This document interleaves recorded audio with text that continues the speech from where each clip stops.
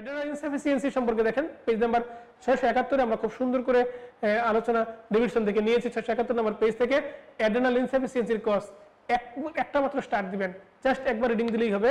Adrenal গ্ল্যান্ডের insufficiency মানে whole adrenal gland তার sufficient support দিতে পারছে না। সেকেন্ডারি এসিটিএস যদি কমে যায়, এসিটিএস কমে গেলে একটা কজ, এসিটিএস কমে গেলে কি গ্লুকোকর্টিকয়েড থেরাপি যদি সাপ্রেস হয়, withdrawal of suppressive glucocorticoid therapy, কেউ গ্লুকোকর্টিকয়েড খাচ্ছে সেটা যদি হঠাৎ করে উইথড্র করে তাহলে অ্যাড্রেনাল ইনসাফিসিয়েন্সি ডেভেলপ করতে পারে। কারণ বডির hypothalamo pituitary adrenal axis HPA axis, hypothalamo pituitary adrenal axis HPA hypothalamo pituitary adrenal এক্সিসটা সাপ্রেস হতে পারে যদি এক্সোজেনাস স্টেরয়েডটা যদি হঠাৎ করে কেউ বন্ধ করে দেয়। এই জন্য ট্যাপারিং করতে হয়, আস্তে আস্তে বডিকে বুঝিয়ে শুনিয়ে ট্যাপারিং করে আসতে হয়। তারপরে দেখেন হাইপোথ্যালামিক অর পিটুইটারি ডিজিজ যদি থাকে তাহলে অ্যাড্রেনাল ইনসাফিসিয়েন্সি হতে পারে। আর প্রাইমারি যদি এসিটিএস বেড়ে যায়, এসিটিএস বেড়ে গেল, এডিসন ডিজিজ, অটোইমিউন, তারপরে রেয়ার কজ, এই কজগুলো একটা মাত্র স্টার্ট দিবেন আপনি এবং একবার রিডিং দিবেন ভালো করে, আপনার কনসেপশনটা ক্লিয়ার হয়ে যাবে। এখন আসি আমরা clinical feature of adrenal insufficiency. Adrenal insufficiency clinical feature, এটা এত বেশি ইম্পর্টেন্ট, এর ইম্পর্টেন্স বলে শেষ করা যাবে না, এটা infinity star. Clinical feature of adrenal insufficiency দেখেন আমরা 672 নম্বর পেজ থেকে তথ্যটা নিয়েছি, আপনি ডেভিডসনের 672 নম্বর পেজে এই বক্সটা আপনি পাবেন। Clinical feature of adrenal insufficiency, এই অ্যাড্রেনাল ইনসাফিসিয়েন্সি ক্লিনিক্যাল ফিচারগুলোর মধ্যে গ্লুকোকর্টিকয়েডের কারণে কিছু সমস্যা হবে, মিনারেলোকর্টিকয়েডের কারণে কিছু সমস্যা হবে এবং এসিটিএস এক্সেস হয়ে গেলে কিছু সমস্যা হবে। দেখেন এই সবগুলো ফিচার যখন একসাথে তৈরি হবে তখন এর নাম হচ্ছে, সবগুলো ফিচার যখন একসাথে হবে তখন তার নাম হচ্ছে এডিসনিয়ান ক্রাইসিস বা এডিসন ডিজিজ। দেখেন এখানে যদি গ্লুকোকর্টিকয়েড হয়, গ্লুকোকর্টিকয়েড ইনসাফিসিয়েন্সি হলে গ্লুকোকর্টিক কি করে আমাদের বডিতে, সে কার্বোহাইড্রেট ভাঙে, প্রোটিন ভাঙে এবং আমাদের বডিকে সে এনার্জি দেয়। তো কার্বোহাইড্রেট প্রোটিন না ভাঙলে প্রোটিন সে তার ওয়েট লস হবে, গ্লুকোকর্টিকয়েড কমে যাওয়ার কারণে অ্যানোরেক্সিয়া, উইকনেস এগুলো ডেভেলপ করবে, কনস্টিপেশন ডেভেলপ করতে পারে, ডায়রিয়া হতে পারে। মিনারেলোকর্টিকয়েড ডিফিসিয়েন্সি হলে মিনারেলোকর্টিকয়েড কি করে বডিতে সোডিয়াম, ক্লোরিন এবং ওয়াটারকে ধরে রাখে, ফলে সোডিয়াম, ক্লোরিন, ওয়াটার থাকবে না, হাইপোনেট্রিমিয়া হবে, হাইপোক্লোরিমিয়া হবে, পানি কমে গিয়ে বডিতে হাইপোটেনশন হবে, পেশেন্ট শকে যাবে, পটাশিয়াম বেড়ে যাবে, মেটাবলিক অ্যাসিডোসিস হবে। তারপর এসিটিএস যদি বেড়ে যায় সে মেলানোসাইটকে স্টিমুলেশন দেয় সান এক্সপোজড এরিয়াতে এবং চেহারাটা কালো হয়ে যায়, তখন তার নাম হয় নেলসন সিনড্রোম। এসিটিএস যেহেতু বডিতে গ্লুকোকর্টিকয়েড নাই, মিনারেলোকর্টিকয়েড নাই, গ্লুকোকর্টিকয়েড, মিনারেলোকর্টিকয়েডের উপস্থিতি নিশ্চিত করা কার কাজ? উপস্থিতি নিশ্চিত করা হচ্ছে এসিটিএস এর কাজ। যেহেতু এরা দুজন নাই বডিতে, সুতরাং এদেরকে বাড়ানোর জন্য মিনারেলোকর্টিকয়েড অ্যাক্টিভ হয়ে যাবে, ফলে সে বাড়তি মিনারেলোকর্টিকয়েড গিয়ে প্রেসার দিবে এর উপর, এই অ্যাড্রেনাল গ্ল্যান্ডের উপর আর মেলানোসাইটের উপর, ফলে মেলানোসাইট বেড়ে গিয়েছে আর এটা কালো হয়ে যাবে, কে বলে নেলসন সিনড্রোম। অ্যাড্রেনাল অ্যান্ড্রোজেন ইনসাফিসিয়েন্সির কারণে বডি হেয়ার কমে যাবে, লিবিডো লস হবে, স্পেশালি ইন ফিমেলস। এখন আসি আমরা পরবর্তী কথা, অ্যাড্রেনাল ক্রাইসিসের ম্যানেজমেন্ট। এফসিপিএস পার্ট 1 সিঙ্গেল বেস্টে এই প্রশ্ন এসছে। অ্যাড্রেনাল ক্রাইসিস একটা পেশেন্ট যদি আসে তাহলে ফার্স্ট লাইন ট্রিটমেন্ট কি দিব? ফার্স্ট পেশেন্টকে দৌড়ায় গিয়ে কি ট্রিটমেন্ট আগে দিব? ফার্স্ট লাইন ট্রিটমেন্ট হচ্ছে volume replacement. First line treatment কি? Volume replacement. তাহলে অ্যাড্রেনাল গ্ল্যান্ডের অ্যাড্রেনাল ক্রাইসিসের কোনো পেশেন্ট যদি আসে, দৌড়ায় গিয়ে পেশেন্টকে ভলিউম দিব এবং তারপরে পেশেন্টকে স্টেরয়েড দিব। তারপরে আমরা আস্তে আস্তে অল্প ডোজে সুগার দিতে পারি, কারণ হাইপোগ্লাইসেমিয়া হয় পেশেন্টের, কিন্তু পেশেন্টের ভলিউম রিপ্লেসমেন্ট আগে, তার সাথে স্টেরয়েড দিব। প্রথমে আমরা পেশেন্টকে গ্লুকোজ দিব না বা অন্য বড় লেভেলের গ্লুকোজ দিব না, বেশি হাই ডোজ গ্লুকোজ দিলে পেশেন্টের ফিভার ডেভেলপ করতে পারে, একে বলে গ্লুকোজ ফিভার। তাহলে দেখেন কারেক্ট ভলিউম ডিপ্লেশন, প্রথমে পেশেন্টকে আমরা ভলিউম রিপ্লেসমেন্ট করব, তারপরে গ্লুকোকর্টিকয়েড, দেখেন হেডলাইনটা ভালো করে খেয়াল করেন, তারপরে অন্যান্য মেটাবলিক ডিসঅর্ডারগুলো আমরা কারেক্ট করব এবং ট্রিটমেন্ট, আইডেন্টিফাই দ্য কজ এবং ট্রিট দ্য কজ। দেখতে বুঝতে পারছেন সবাই? খুবই ইম্পর্টেন্ট একটা box, infinity star. FCPS part 1 পরীক্ষায় সিঙ্গেল বেস্ট অপশনে এসেছিল, যদি কোনো পেশেন্টের অ্যাড্রেনাল ক্রাইসিস ডেভেলপ করে ফার্স্ট ট্রিটমেন্ট হচ্ছে তার ভলিউম রিপ্লেসমেন্ট করতে হবে, তার ভলিউম ডিপ্লেশনটা কারেক্ট করতে হবে। কারণ অ্যাড্রেনাল ক্রাইসিস মানে হচ্ছে তার অ্যালডোস্টেরন কমে গেছে, বডি থেকে পানি কমে গেছে, শকে গেছে পেশেন্ট, শক লিবারেট করার জন্য তার জীবন বাঁচানোর জন্য প্রথমে ভলিউম ডিপ্লেশন করব, তারপরে স্টেরয়েড দিব। Thank you very much for your patience hearing. আমরা যাব পরবর্তীতে অ্যালডোস্টেরন যদি বডিতে বেড়ে যায় তার নাম হচ্ছে হাইপার অ্যালডোস্টেরনিজম। হাইপার অ্যালডোস্টেরনিজমের কজ আমরা এখানে দিয়েছি, কজটা একটা স্টার, কিন্তু হাইপার অ্যালডোস্টেরনিজমের বায়োকেমিক্যাল মার্কার ইনফিনিটি স্টার। এই পেশেন্টের হাইপার নেট্রিমিয়া হবে, হাইপার ভলিমিয়া হবে, হাইপার টেনশন হবে, হাইপার ক্লোরিমিয়া হবে। এই পেশেন্টের পটাশিয়াম, অ্যালডোস্টেরনের বন্ধু কারা? সোডিয়াম, ক্লোরিন এবং ওয়াটার। অ্যালডোস্টেরনের শত্রু কারা? পটাশিয়াম এবং হাইড্রোজেন। পটাশিয়ামকে বডি থেকে বের করে দিবে, হাইড্রোজেনকে বডি থেকে বের করে দিবে। বের করে দিলে কি হবে? হাইপোক্যালিমিয়া হবে, মেটাবলিক অ্যালকালিসিস হবে। এর বেশি জানা যায় না। ও আমার প্রাণ পাখি ময়না। এই তার কষ্ট একটা স্টার। দেখেন ফিওক্রোমোসাইটোমা। ফিওক্রোমোসাইটোমা হচ্ছে adrenal medullary tumour. Adrenal medullary tumour পড়ার আগে তার ফিজিওলজি ভালো করে পড়তে হবে, তার অ্যানাটমি ভালো করে পড়তে হবে মেডুলা সম্পর্কে।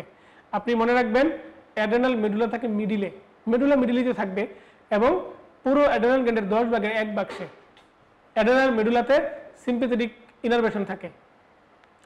অ্যাডেনাল মেডুলা থেকে অ্যাডেনালিন তৈরি হয়, এই জন্য এর নাম হয়েছে অ্যাডেনাল গ্ল্যান্ড। অ্যাডেনাল মেডুলা থেকে অ্যাডেনালিন তৈরি হয়, অ্যাডেনালিন পৃথিবীর আর কোথাও তৈরি হয় না, মানে বডির ভিতরে আর কোথাও তৈরি হয় না। এই কারণে অ্যাডেনাল গ্ল্যান্ড কেটে ফেললে আপনি নর অ্যাডেনালিন অন্য জায়গা থেকে পাবেন, নার্ভ এন্ডিং থেকে পাবেন, সিম্প্যাথেটিক গ্যাংলিয়া থেকে পাবেন, বাট অ্যাডেনালিন কোথাও থেকে পাবেন না। এই অ্যাডেনালিন পাওয়ার জন্য বাহির থেকে সোর্স তাকে সাপ্লাই করতে হবে।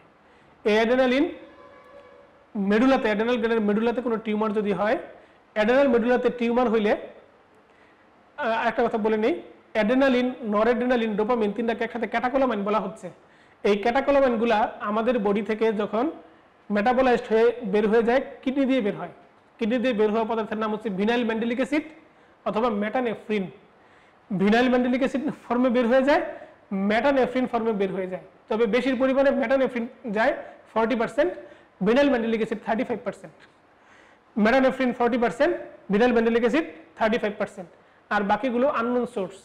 তো আমাদের বডি থেকে যখন অ্যাডেনালিন, নরঅ্যাডেনালিন এবং ডোপামিন মেটাবলাইজড হয়ে বের হয়ে যায় কিডনি দিয়ে, তার নাম হচ্ছে মেটানেফ্রিন, ভিনাইল ম্যান্ডেলিক অ্যাসিড। ঠিক আছে, মেটানেফ্রিন, ভিনাইল ম্যান্ডেলিক অ্যাসিড খেয়াল করেন।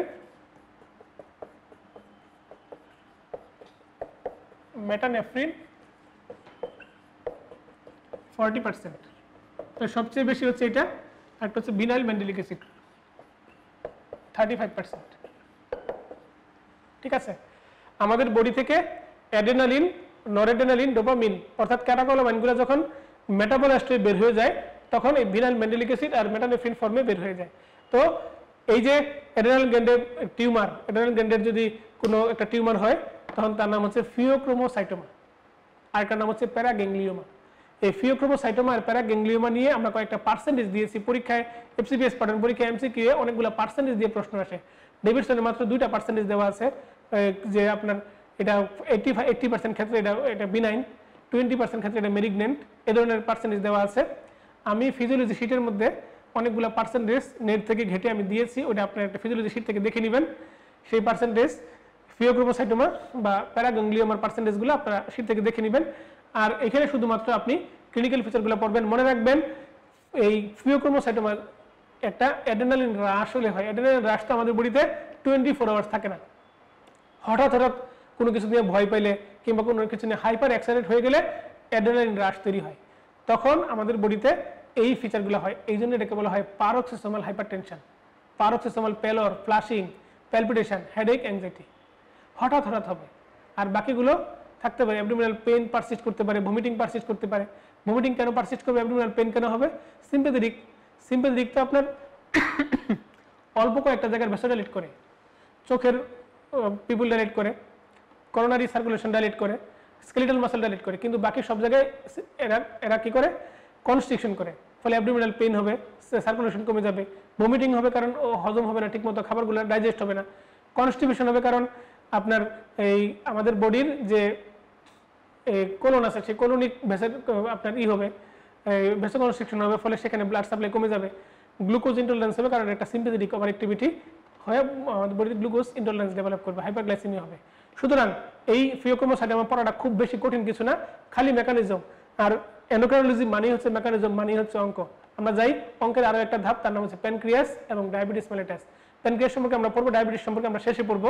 প্যানক্রিয়াস দেখেন, প্যানক্রিয়াস থেকে আপনি কি কি পড়বেন? প্যানক্রিয়াসের অ্যানাটমি পড়বেন, পার্টসগুলা, ব্লাড সাপ্লাই পড়বেন, তার কি কি কোষ আছে, সেই কোষগুলো থেকে কি কি হরমোন বের হয়, আলফা সেল থেকে কি বের হয়, বিটা সেল থেকে কি বের হয়। মনে রাখবেন আলফা এবং বিটা কোষে এত ঝামেলা হচ্ছে, কিন্তু তার পাশে ডেল্টা সেল, পিপি সেল, এদের কোনো ঝামেলা হয় না। সমস্যা যা সব আলফা সেলে, সমস্যা যা সব বিটা সেলে। ফিজিওলজি ইনসুলিন সম্পর্কে খুব ভালো করে পড়তে হবে। ইনসুলিনের আপনার সিক্রেশন জানতে হবে, ইনসুলিনের বিভিন্ন তার মলিকুলার মাসগুলো জানতে হবে, ইনসুলিনের হাফ লাইফ জানতে হবে। ইনসুলিনের হাফ লাইফ কত বলেন? ইনসুলিনের হাফ লাইফ হচ্ছে 5 to 6 মিনিটস। ইনসুলিনের হাফ লাইফ কত? 5 to 6 minutes. Insulin sensitive cell, insulin insensitive cell সম্পর্কে জানতে হবে। আমরা ইনসুলিন ইনসেনসিটিভ সেলটা আপনাকে সহজ করে দিচ্ছি, বাকিগুলো আপনার ফিজিওলজি শিটের মধ্যে আছে। দেখেন ইনসুলিন ইনসেনসিটিভ সেল সৃষ্টিকর্তার কি রহস্য?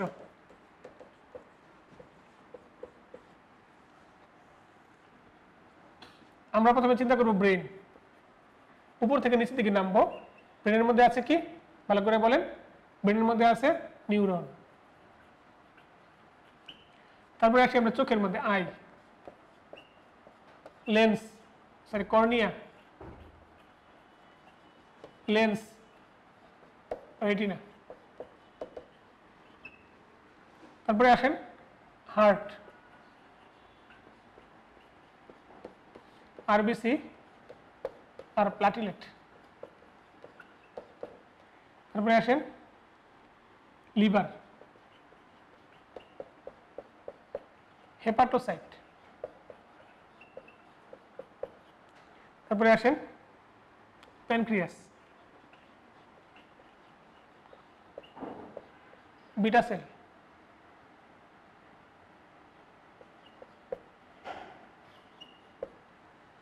তারপরে আসেন intestine, এন্টারোসাইট,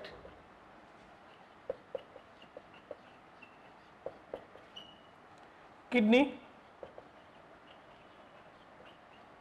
tubular sell,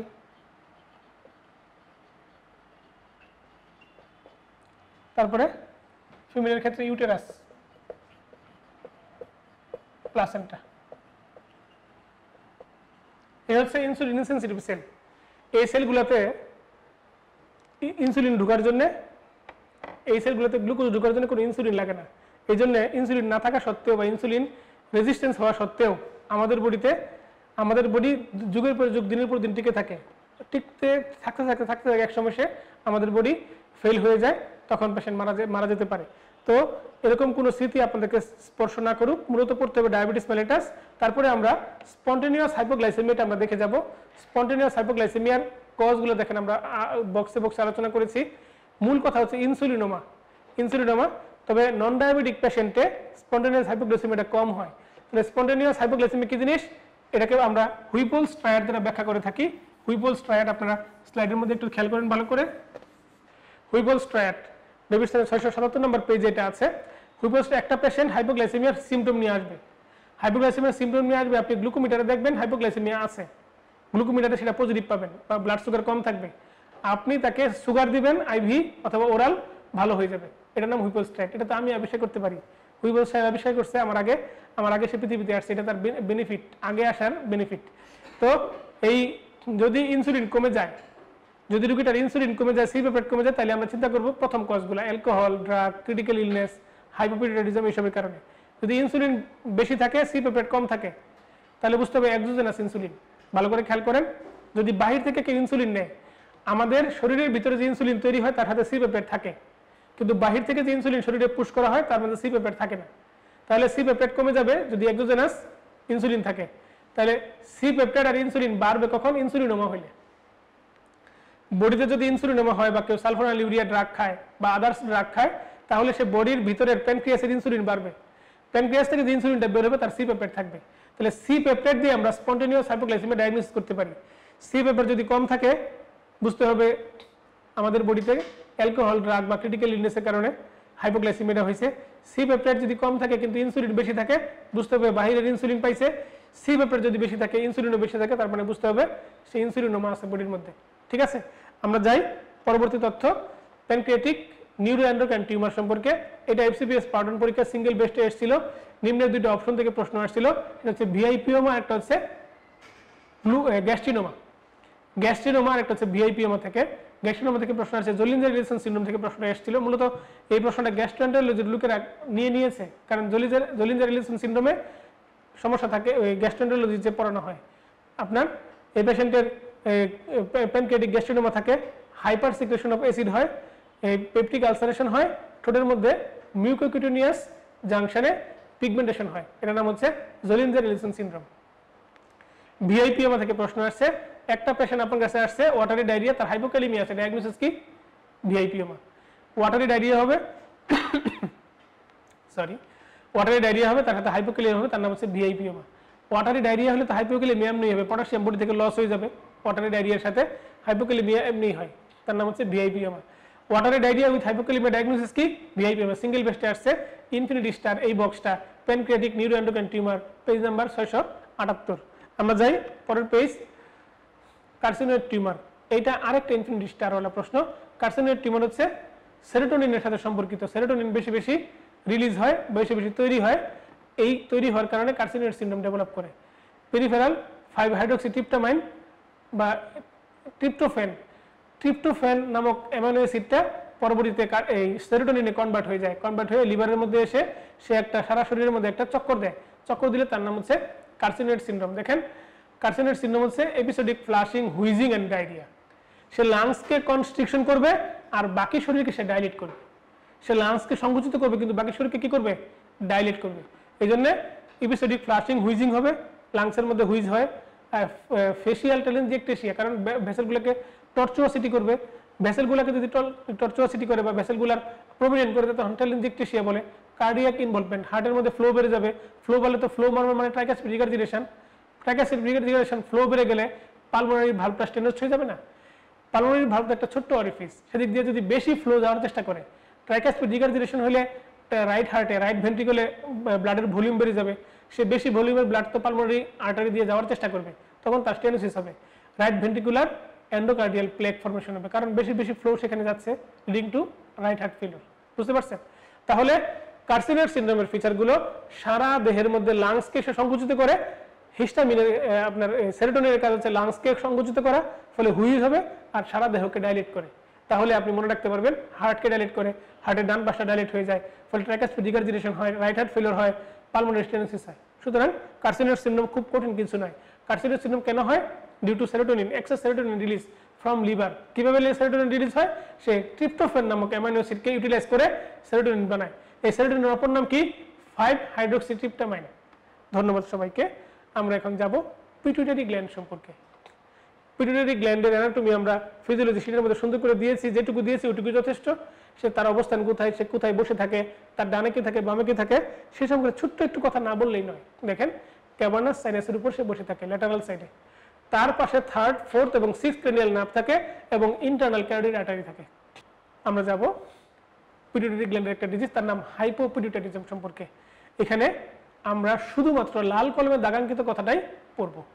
most common cause is pituitary macroadenoma. Treatment কি? পিটুইটারি ম্যাক্রোএডেনোমা হইলে ট্রিটমেন্ট হরমোন রিপ্লেসমেন্ট কিভাবে সম্ভব?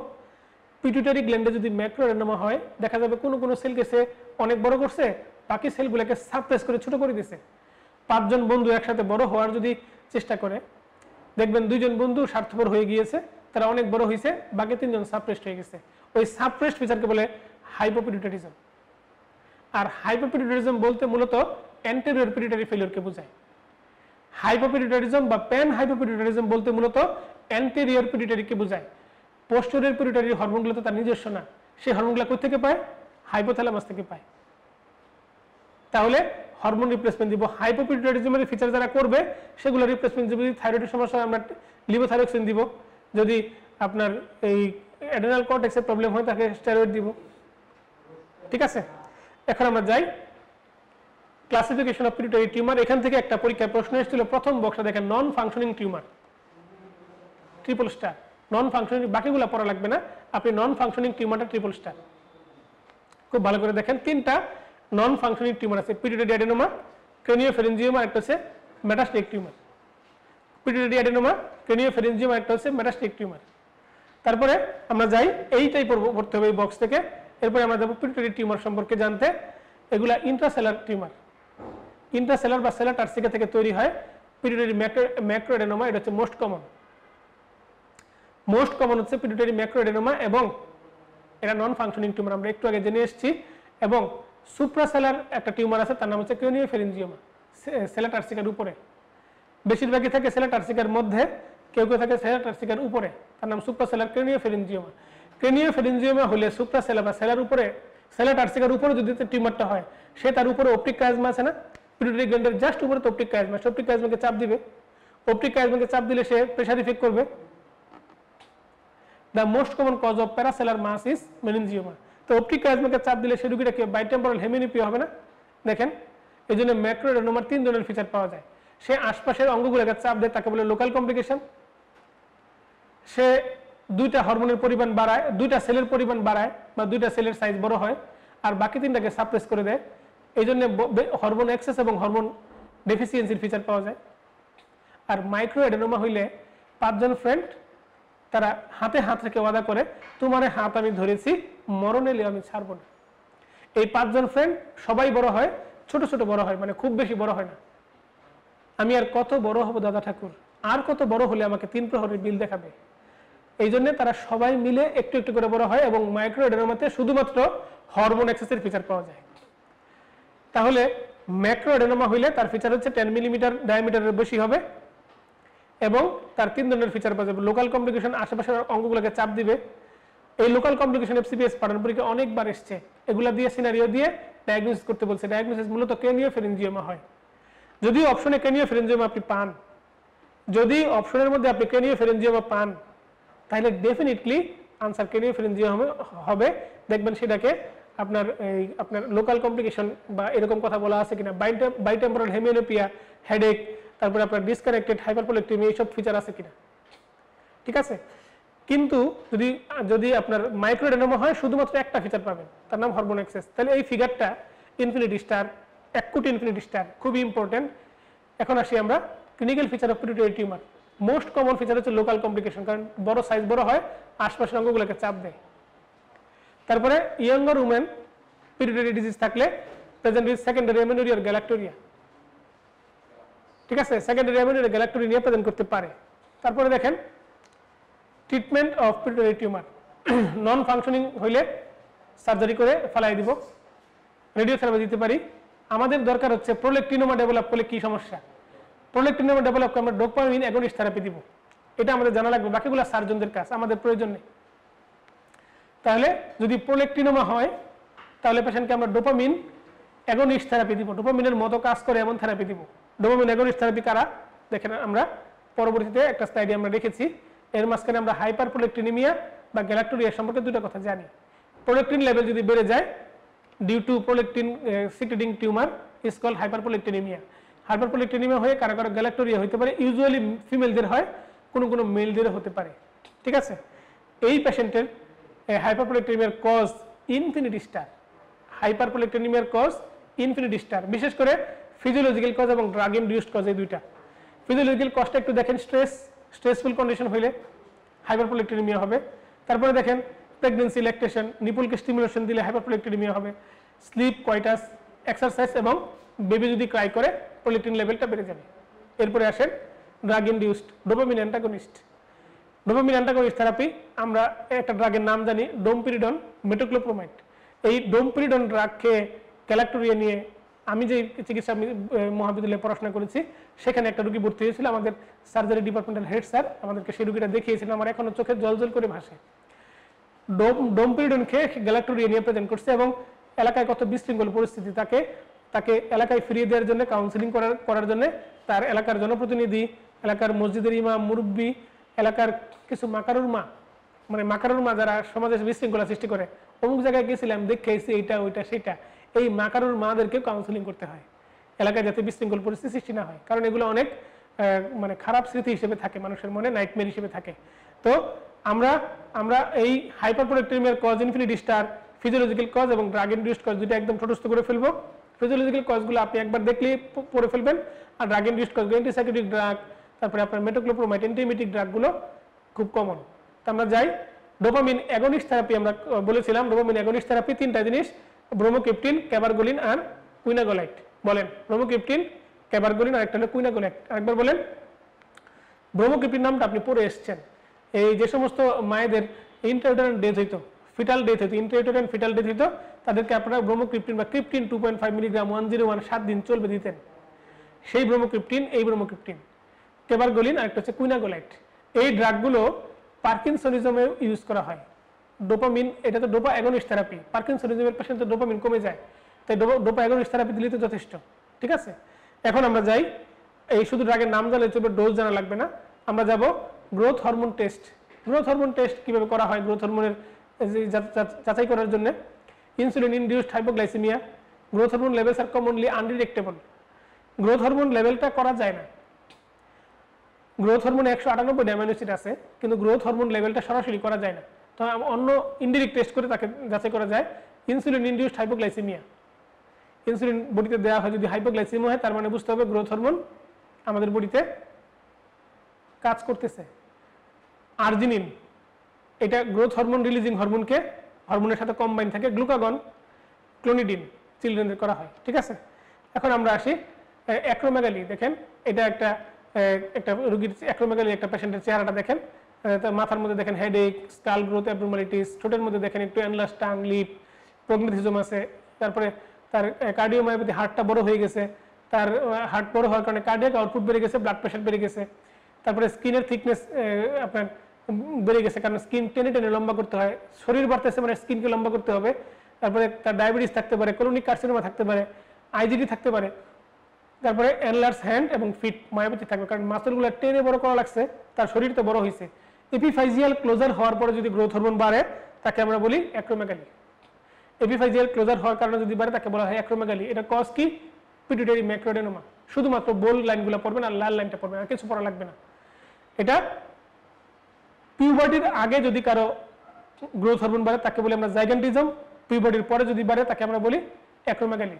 আর অ্যাক্রোমেগালির মোস্ট কমন ফিচার হচ্ছে হেডেক এবং সুয়েটিং। তাহলে ট্রিটমেন্ট কি দিব?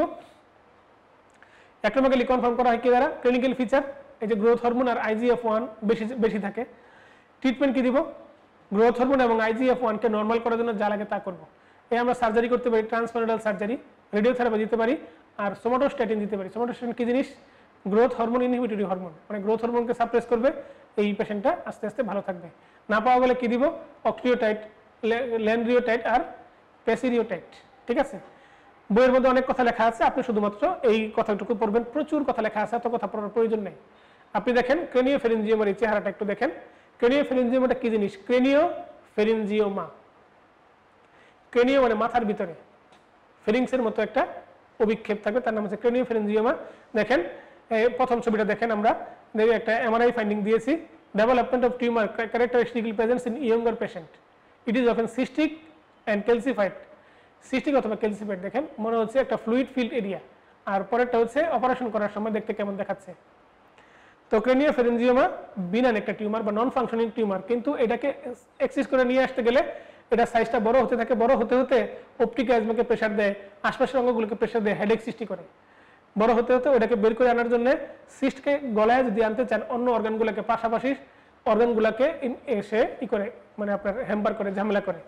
তাহলে এই ক্রেনিওফ্যারিঞ্জিওমা একটা benign tumour, cystic solid component থাকতে পারে ইয়ঙ্গারদের।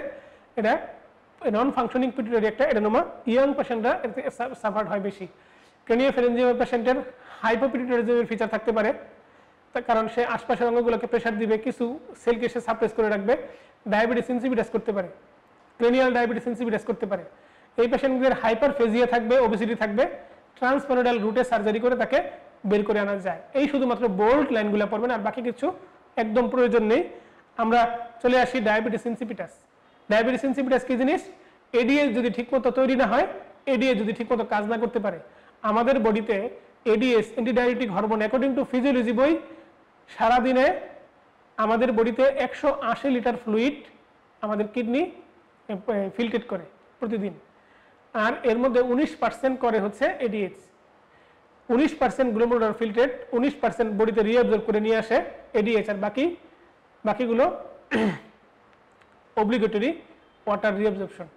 এই যে ফ্যাকাল্টেটিভ যে 19%, সেই 19%-এর সমান 30 লিটার ফিজিওলজি বইয়ের মধ্যে, তবে ডেভিডসন বলছে 5 to 20 লিটার।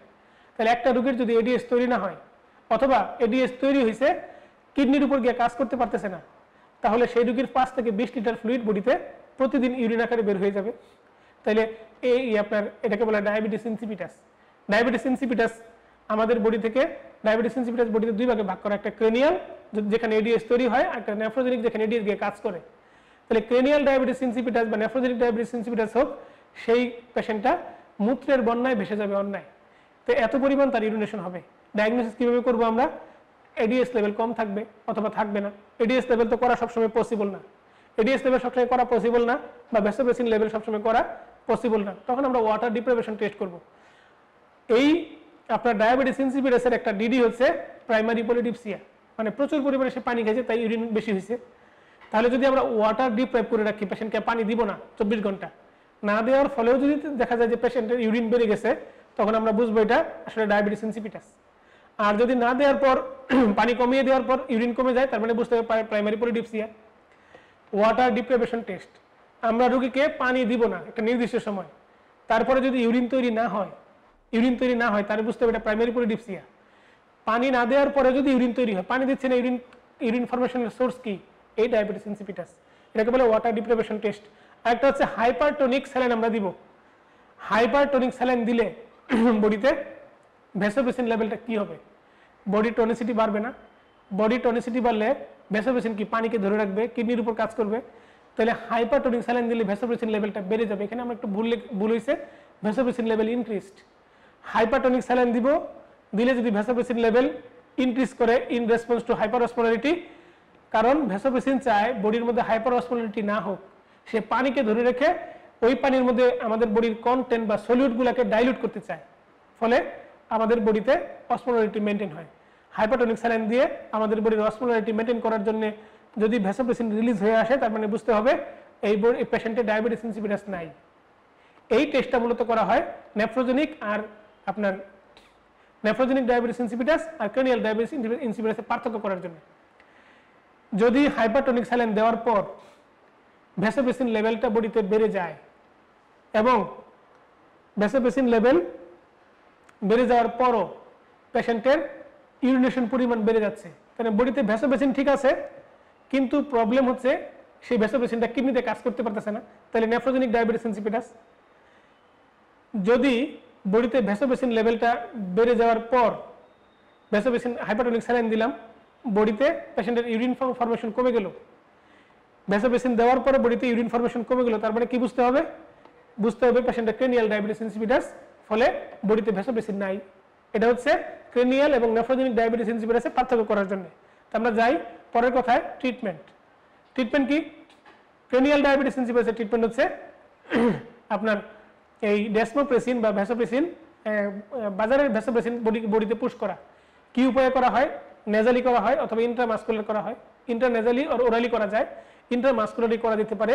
বাজারে পাওয়া ডেসমোপ্রেসিনের নাম হচ্ছে ডেস অ্যামাইনো ডেস এসপার্টেট আর্জিনিন ভ্যাসোপ্রেসিন, DDAVP, ডেস অ্যামাইনো ডেস এসপার্টেট আর্জিনিন ভ্যাসোপ্রেসিন, সংক্ষেপে ডেসমোপ্রেসিন বলা হয়।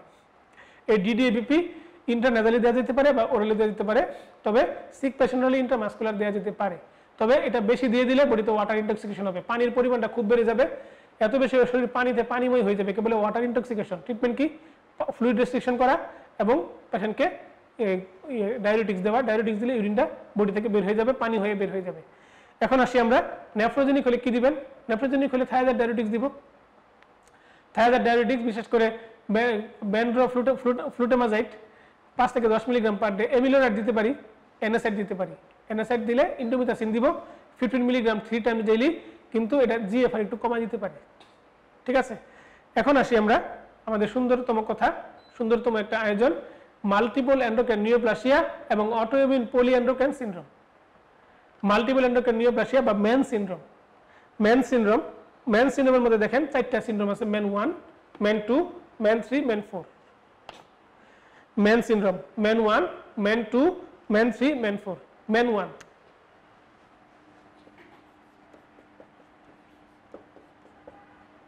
ম্যান 1 মানে মনে রাখবেন 3P। একটা হচ্ছে সবার উপরে পিটুইটারি এডেনোমা, তারপরে প্যারাথাইরয়েড এডেনোমা,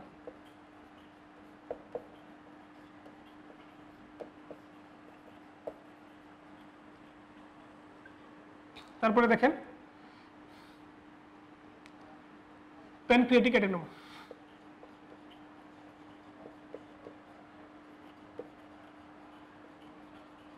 বা গ্যাস্ট্রিনোমা।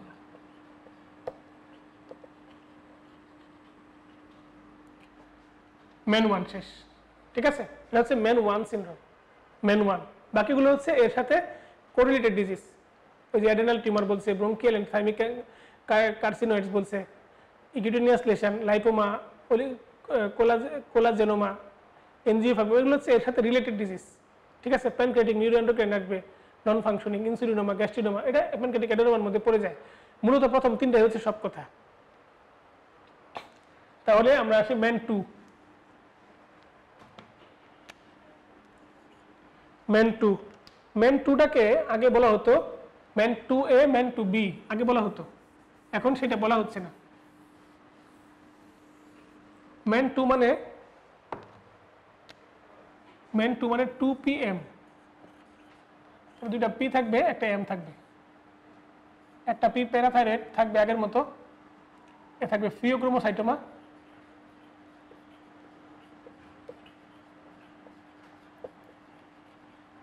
একটা হচ্ছে মেডুলারি কার্সিনোমা অফ থাইরয়েড।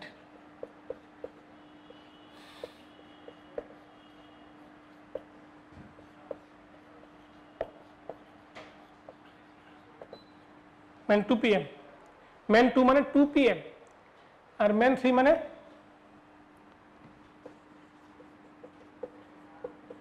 মানে হচ্ছে মেন 2 প্লাস কমপ্লিকেশন। মেন 2 এর সবগুলো থাকবে, তার সাথে তার কমপ্লিকেশন থাকলে তাকে বলে মেন 3। বুঝতে পারছেন? মেন 2 এর সাথে তার কমপ্লিকেশন থাকলে তাকে বলে মেন 3। আর মেন 4 মানে কি?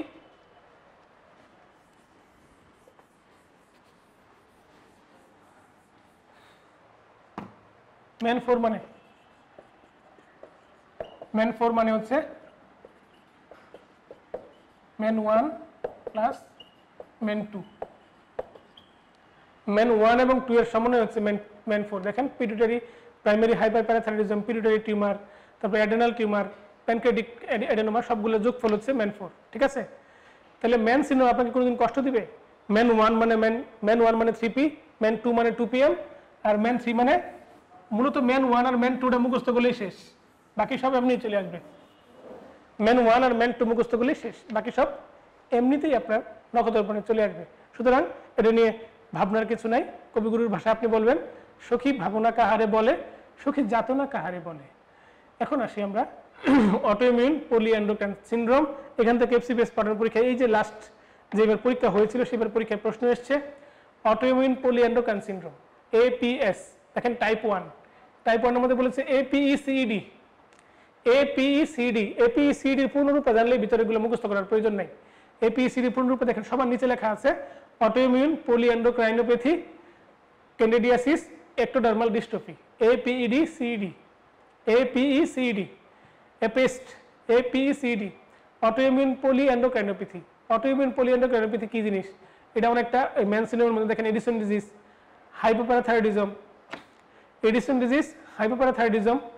Type 1 diabetes mellitus, primary hypothyroidism. এই বাম পাশটা হচ্ছে আপনার ডিজিজ।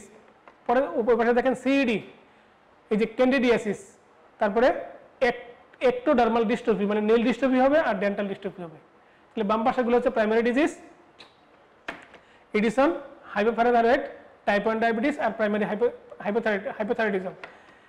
তো উপর থেকে নিচের দিকে আমরা আমি গলার মধ্যে হাইপোথাইরয়েডিজম, প্যানক্রিয়াস, ডায়াবেটিস মেলিটাস, তারপরে আপনার গলার মধ্যে হাইপোথাইরয়েড, হাইপোপ্যারাথাইরয়েড, গলার মধ্যে হচ্ছে হাইপোথাইরয়েড, হাইপোপ্যারাথাইরয়েড, বুকের মধ্যে আসেন এই মাঝখানে তার কোনো গ্ল্যান্ড নাই, এর মধ্যে এরপর প্যানক্রিয়াস, প্যানক্রিয়াসের মধ্যে টাইপ 1 ডায়াবেটিস মেলিটাস, নিচে আসেন অ্যাডেনাল গ্ল্যান্ডের মধ্যে এডিসন ডিজিজ, আর তার সাথে আপনার ক্যান্ডিডিয়াসিস থাকবে আর এক্টোডার্মাল সমস্যা থাকবে। এর নাম হচ্ছে APECD, autoimmune polyendocrinopathy candidiasis ectodermal dystrophy, APECD।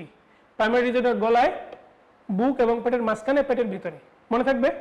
এখন আসেন টাইপ 2 বা স্মিথ সিনড্রোম। টাইপ 2 বা স্মিথ সিনড্রোম ওই টাইপ 1 এর মতোই, এর সাথে একদম দেখেন এডিসন ডিজিজ আছে, তারপরে হাইপোপ্যারাথাইরয়েড আছে, গ্রেভ ডিজিজ আছে, হাইপোগোনাডিজম আছে, টাইপ 1 ডায়াবেটিস আছে, vitiligo, coeliac disease, myasthenia Grevy's. আচ্ছা, এই যে টাইপ 2টার মধ্যে টাইপ 1 ঢুকানো আছে, দেখেন এডিসন আছে, টাইপ 1 ডায়াবেটিস আছে, হাইপোথাইরয়েডিজম আছে। তার মানে গলায় যাবেন, গলার মধ্যে আপনি যাবেন, গলার মধ্যে কি হাইপোথাইরয়েডিজম, তারপরে একটু নিচে আসেন ডায়াবেটিস মেলিটাস প্যানক্রিয়াসের মধ্যে, তারপরে এডিসন ডিজিজ আসলো, এডিসন ডিজিজ আর গলার মধ্যে হাইপোথাইরয়েডিজমের সাথে সাথে হাইপারথাইরয়েডিজম থাকবে, গ্রেভ ডিজিজ থাকবে, আর স্টোমাকের মধ্যে পার্নিসিয়াস এনিমিয়া থাকবে। ভালো করে এই ব্যাপারগুলো কয়েকবার রিভিশন দিলে আপনার ক্লিয়ার হয়ে যাবে। এপিসিডি পরীক্ষা আসছিল গতবার, এবার স্মিথ সিনড্রোম আসতে পারে, তবে দুইটাই আপনি খুব ভালো করে জানবেন। ওই বক্সের মধ্যে দেখেন স্টার দেওয়া আছে, সুতরাং আমরা এটাকে ইনফিনিটি স্টার দিতে ইচ্ছুক। আপনি এই অটোইমিউন পলি এন্ডোক্রাইন সিনড্রোমকে ইনফিনিটি স্টার দিবেন, টাইপ 1 টাইপ 2। টাইপ 1 মানে এপিসিডি, এপি মানে autoimmune polyendocrine syndrome with polyendocrinopathy with candidiasis and ectodermal dystrophy, আর টাইপ 2 মানে স্মিথ সিনড্রোম। এখন আমরা যাব আমাদের আলোচনার পরবর্তী অংশ, ডায়াবেটিস মেলিটাস। প্যানক্রিয়াস করার সময় আমরা বলেছিলাম ডায়াবেটিস মেলিটাস থেকে আমাদের সকল গুরুত্ব দিতে হবে। প্যানক্রিয়াস থেকে আমরা শুধুমাত্র স্পন্টেনিয়াস হাইপারগ্লাইসেমিয়া পরে ডায়াবেটিসটাকে রেখে দিয়েছিলাম শেষে পড়ার জন্য। আমাদের ডায়াবেটিস মেলিটাস এই অংশে আলাদা করে আলাদা একটা এন্টিটি ডায়াবেটিস মেলিটাস, ডেভিডসনের চ্যাপ্টার 20 অ্যাড হয়েছে ডায়াবেটিস মেলিটাস সম্পর্কে। মাঝখানে একটা চ্যাপ্টার ঢুকিয়ে দিয়েছে এন্ডোক্রাইনোলজি এবং ডায়াবেটিসের মাঝখানে, তার নাম হচ্ছে নিউট্রিশনাল ফ্যাক্টর। তো গুরুত্বপূর্ণ বলে বডি শরীরের জন্য, এই জন্য মাঝখানে তারা ওই চ্যাপ্টারে ঢুকিয়ে দিয়েছে। ডায়াবেটিস মেলিটাস জানার আগে ওই নিউট্রিশনাল ফ্যাক্টর থেকে আমরা একটা তথ্য জানবো, তার নাম হচ্ছে ক্রোমিয়াম। ইনসুলিন তৈরির জন্য ক্রোমিয়াম ধাতুটির প্রয়োজন হয়, অর্থাৎ আমাদের বডিতে যদি ক্রোমিয়াম ধাতুর স্বল্পতা থাকে তাহলে ডায়াবেটিস হওয়ার চান্স থাকে। তাহলে একটি ধাতুর অভাবে হাইপোথাইরয়েডিজম হয়, তার নাম সেলেনিয়াম। একটি ধাতুর অভাবে আমাদের বডিতে ডায়াবেটিস হতে পারে, তার নাম হচ্ছে ক্রোমিয়াম। ক্রোমিয়াম ইনসুলিন তৈরির জন্য এন্ডোপ্লাজমিক রেটিকুলামের সাথে একটা গুরুত্বপূর্ণ ভূমিকা পালন করে। তো ডায়াবেটিস মেলিটাস সম্পর্কে আমাদের এই আলোচনার এই অংশে আমরা প্রথমে ক্রোমিয়ামকে বলে নিলাম, যাতে আপনি কোনোভাবেই ভুলে না যান। এই ক্রোমিয়াম নামটি আপনার মাথা থেকে, আপনার স্মৃতির পাতা থেকে কখনো হারিয়ে না যায়। আমরা জানবো ডায়াবেটিসের ডেফিনিশন, কি জিনিস ডায়াবেটিস, ডায়াবেটিস মেলিটাসের ডায়াগনোসিস কীভাবে করতে হয়, তার ক্লাসিফিকেশন, তারপরে আমরা জানবো ফিচার্স অফ হাইপারগ্লাইসেমিয়া, ধাপে ধাপে আমরা জানবো microvascular complication of diabetes mellitus. আমরা জানবো কিভাবে আমরা ডিকে ডায়াগনোসিস করব, ট্রিট করব, কিভাবে আমরা পেশেন্ট অ্যান্টিডায়াবেটিক ড্রাগ আমরা কিভাবে টাইট্রেট করব, কি কি ড্রাগ কি কি কাজে ইউজ করা হয়, ডায়াবেটিক নেফ্রোপ্যাথি এবং নিউরোপ্যাথি সম্পর্কে আমরা জেনে ডায়াবেটোলজি সম্পর্কে আমরা স্বচ্ছ একটা ধারণা নিয়ে আমরা আজকের সেশনের সমাপ্তি ঘোষণা করব। আমরা এখন চলে যাই ডায়াবেটিস কাকে বলে। এটা পরীক্ষার জন্য ইম্পর্টেন্ট না, কিন্তু জাস্ট আপনার পুরনো নলেজকে, পুরনো ধারণাকে, পুরনো কথাকে আরো একটা ঝাঁকি দেওয়ার জন্য, রিক্যাপিচুলেশন করার জন্য এই তথ্যটা দেয়া। ডায়াবেটিস মেলিটাস বলা হয়, এটা একটা clinical syndrome complex characterised by increase in plasma blood glucose level. Plasma blood glucose level increase করলে যে, বা হাইপারগ্লাইসেমিয়া হলে যে একটা সিনড্রোম কমপ্লেক্স তৈরি হয়, তার নাম হচ্ছে ডায়াবেটিস মেলিটাস। তো ব্লাড গ্লুকোজ লেভেলের নর্মাল ভ্যালু কত? Up to 110 milligram per decilitre, up to 110 milligram per decilitre, কিংবা 6.1 মিলিমোল পার লিটার। 6.1 তো না, 6.09। আমরা 6.1 এর আগ মুহূর্ত পর্যন্ত তাকে বলা হয় নর্মাল ব্লাড গ্লুকোজ লেভেল। তো হাইপারগ্লাইসেমিয়ার কথাটা আমরা ডায়াবেটিস শব্দটার সাথে বারবার ঘুরে আসবে, বারবার ঘুরে ফিরে হাইপারগ্লাইসেমিয়া শব্দটা চলে আসে। এই জন্য হাইপারগ্লাইসেমিয়ার ফিচারগুলো কি কি আমাদের জানা উচিত। হাইপারগ্লাইসেমিয়ার ফিচার মোস্ট কমন হচ্ছে থার্স্ট এবং ড্রাই মাউথ। আমার একজন প্রিয় বন্ধু, ছোটবেলাকার বন্ধু, ওর আম্মুর মুখের মধ্যে মুখটা শুকিয়ে যায় এবং মুখের মধ্যে ঠোঁটটা আঠা আঠা হয়ে যায়। আঠা আঠা হয়ে যাওয়ার কারণে ওনার মুখে ঘা হয়, মুখের মধ্যে দুর্গন্ধ হয়, এইসব নিয়ে উনি এখানে ওখানে সেখানে বিভিন্ন জায়গায় ঘুরেছে, কিন্তু কোথাওই খুব ভালো রেসপন্স পাচ্ছিলেন না। তো সবার কাগজ সহ আমার সাথে কথা হলো কোনোভাবে। কথা হওয়ার পর আমি কাগজগুলো ঘাটলাম, ঘেটে ঘেটে সবার কাগজ দেখে আমি খুব সুন্দরভাবে গাইডেড হলাম যে ওইখানে কেন জানি কোনোভাবে একজন ওরাল ডেন্টাল সার্জনের কাছে গিয়েছিলেন, উনি ওনাকে স্কেলিং করেছেন কয়েকবার, খুব সুন্দর, মানে ভালো সিদ্ধান্ত। কিন্তু স্কেলিং করার পরে, স্কেলিং করার আগে বা পরে ওনাকে কেন জানি কোনোভাবেই ওনাকে আরবিএস করার নাই। তারপরে গ্যাস্ট্রোএন্টারোলজিস্টের কাছে গিয়েছিলেন, ওনাকে এন্ডোস্কোপি করেছেন, কিন্তু এন্ডোস্কোপিতে ওনার চিন্তা ছিল পেশেন্টের ক্রনিক ডিজিজ বা আলসারেটিভ কোলাইটিস এটা এইসব আছে কিনা। এগুলো করার পর কোলোনোস্কোপি করেছেন, কিন্তু কোনোভাবেই ডায়াগনোসিসে পৌঁছাননি। ওষুধ খান, ভালো থাকেন, এরকম টাইপের একটা অনুভূতি, প্লাসেবো ইফেক্ট। আমার কাছে মনে হলো আমি ওনাকে ফাস্টিং একটা ব্লাড গ্লুকোজ করাই আর 2 আওয়ার্স আফটার 75 গ্রাম গ্লুকোজ করাই। আমার ওই বন্ধুটি অনেক খরচ করে এতই ক্লান্ত যে এইটুকু করতে চাচ্ছেন না। তো তারপরে আমি তাকে বলি এটা করানোর জন্য তাকে ভালোভাবে বলার পরে সেইটা করি আমাকে জানায় ফাস্টিং স্যাম্পল আসলো ওনার 11, 2 আওয়ার্স আফটার 75 গ্রাম গ্লুকোজ আসলো 13। তো এই যে ওনার এই ডায়াগনোসিস বা এরকম একটা অবস্থা আসলো ডায়াবেটিস মেলিটাসের কারণে হাইপারগ্লাইসিমিয়া হয়ে থার্স্ট ড্রাই মাউথ ডেভেলপ করেছিল, সেই মুখটা যখন স্যালাইভা দিয়ে উনি মুখের ওই ড্রাই মাউথটা উনি কি করার চেষ্টা করেন মানে ভেজানোর চেষ্টা করেন, তখন সেটা আঠা আঠা হয়ে যায় এবং মুখে দুর্গন্ধ। আমি ওনাকে শুধুমাত্র ওরাল অ্যান্টিডায়াবেটিক ড্রাগ দেওয়ার পরেই উনি রেসপন্স ভালো করা শুরু করেছেন এবং এখনও still now she is leading a beautiful life. So আমরা এই হাইপারগ্লাইসেমিয়ার ফিচারগুলো দেখেন, পলিউরিয়া, পলিডিপসিয়া, পলিফিজিয়া আপনি জানেন, নক্সুরিয়া আপনি জানেন, আপনি এই টায়ার্ডনেস, ফেটিক, লেথার্জি, এত টায়ার্ডনেস ফেটিক হবে সে লেথার্জিক হবে, মনে হবে যে এগুলো কোত্থেকে তার উপরে এসে হঠাৎ করে জেকে বসেছে, তার শরীর চলতে চায় না, মনের জোরে দেহটাকে টেনে নিয়ে যাচ্ছে।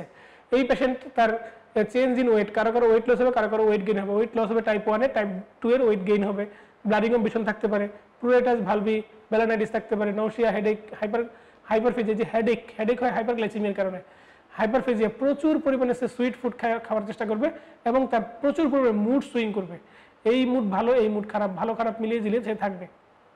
তো আমরা চলে যাই আমাদের পরবর্তী কথা, পরবর্তী আয়োজন ডায়াবেটিস মেলিটাসের টাইপ, মেইনলি দুইটা টাইপের, type 1, type 2।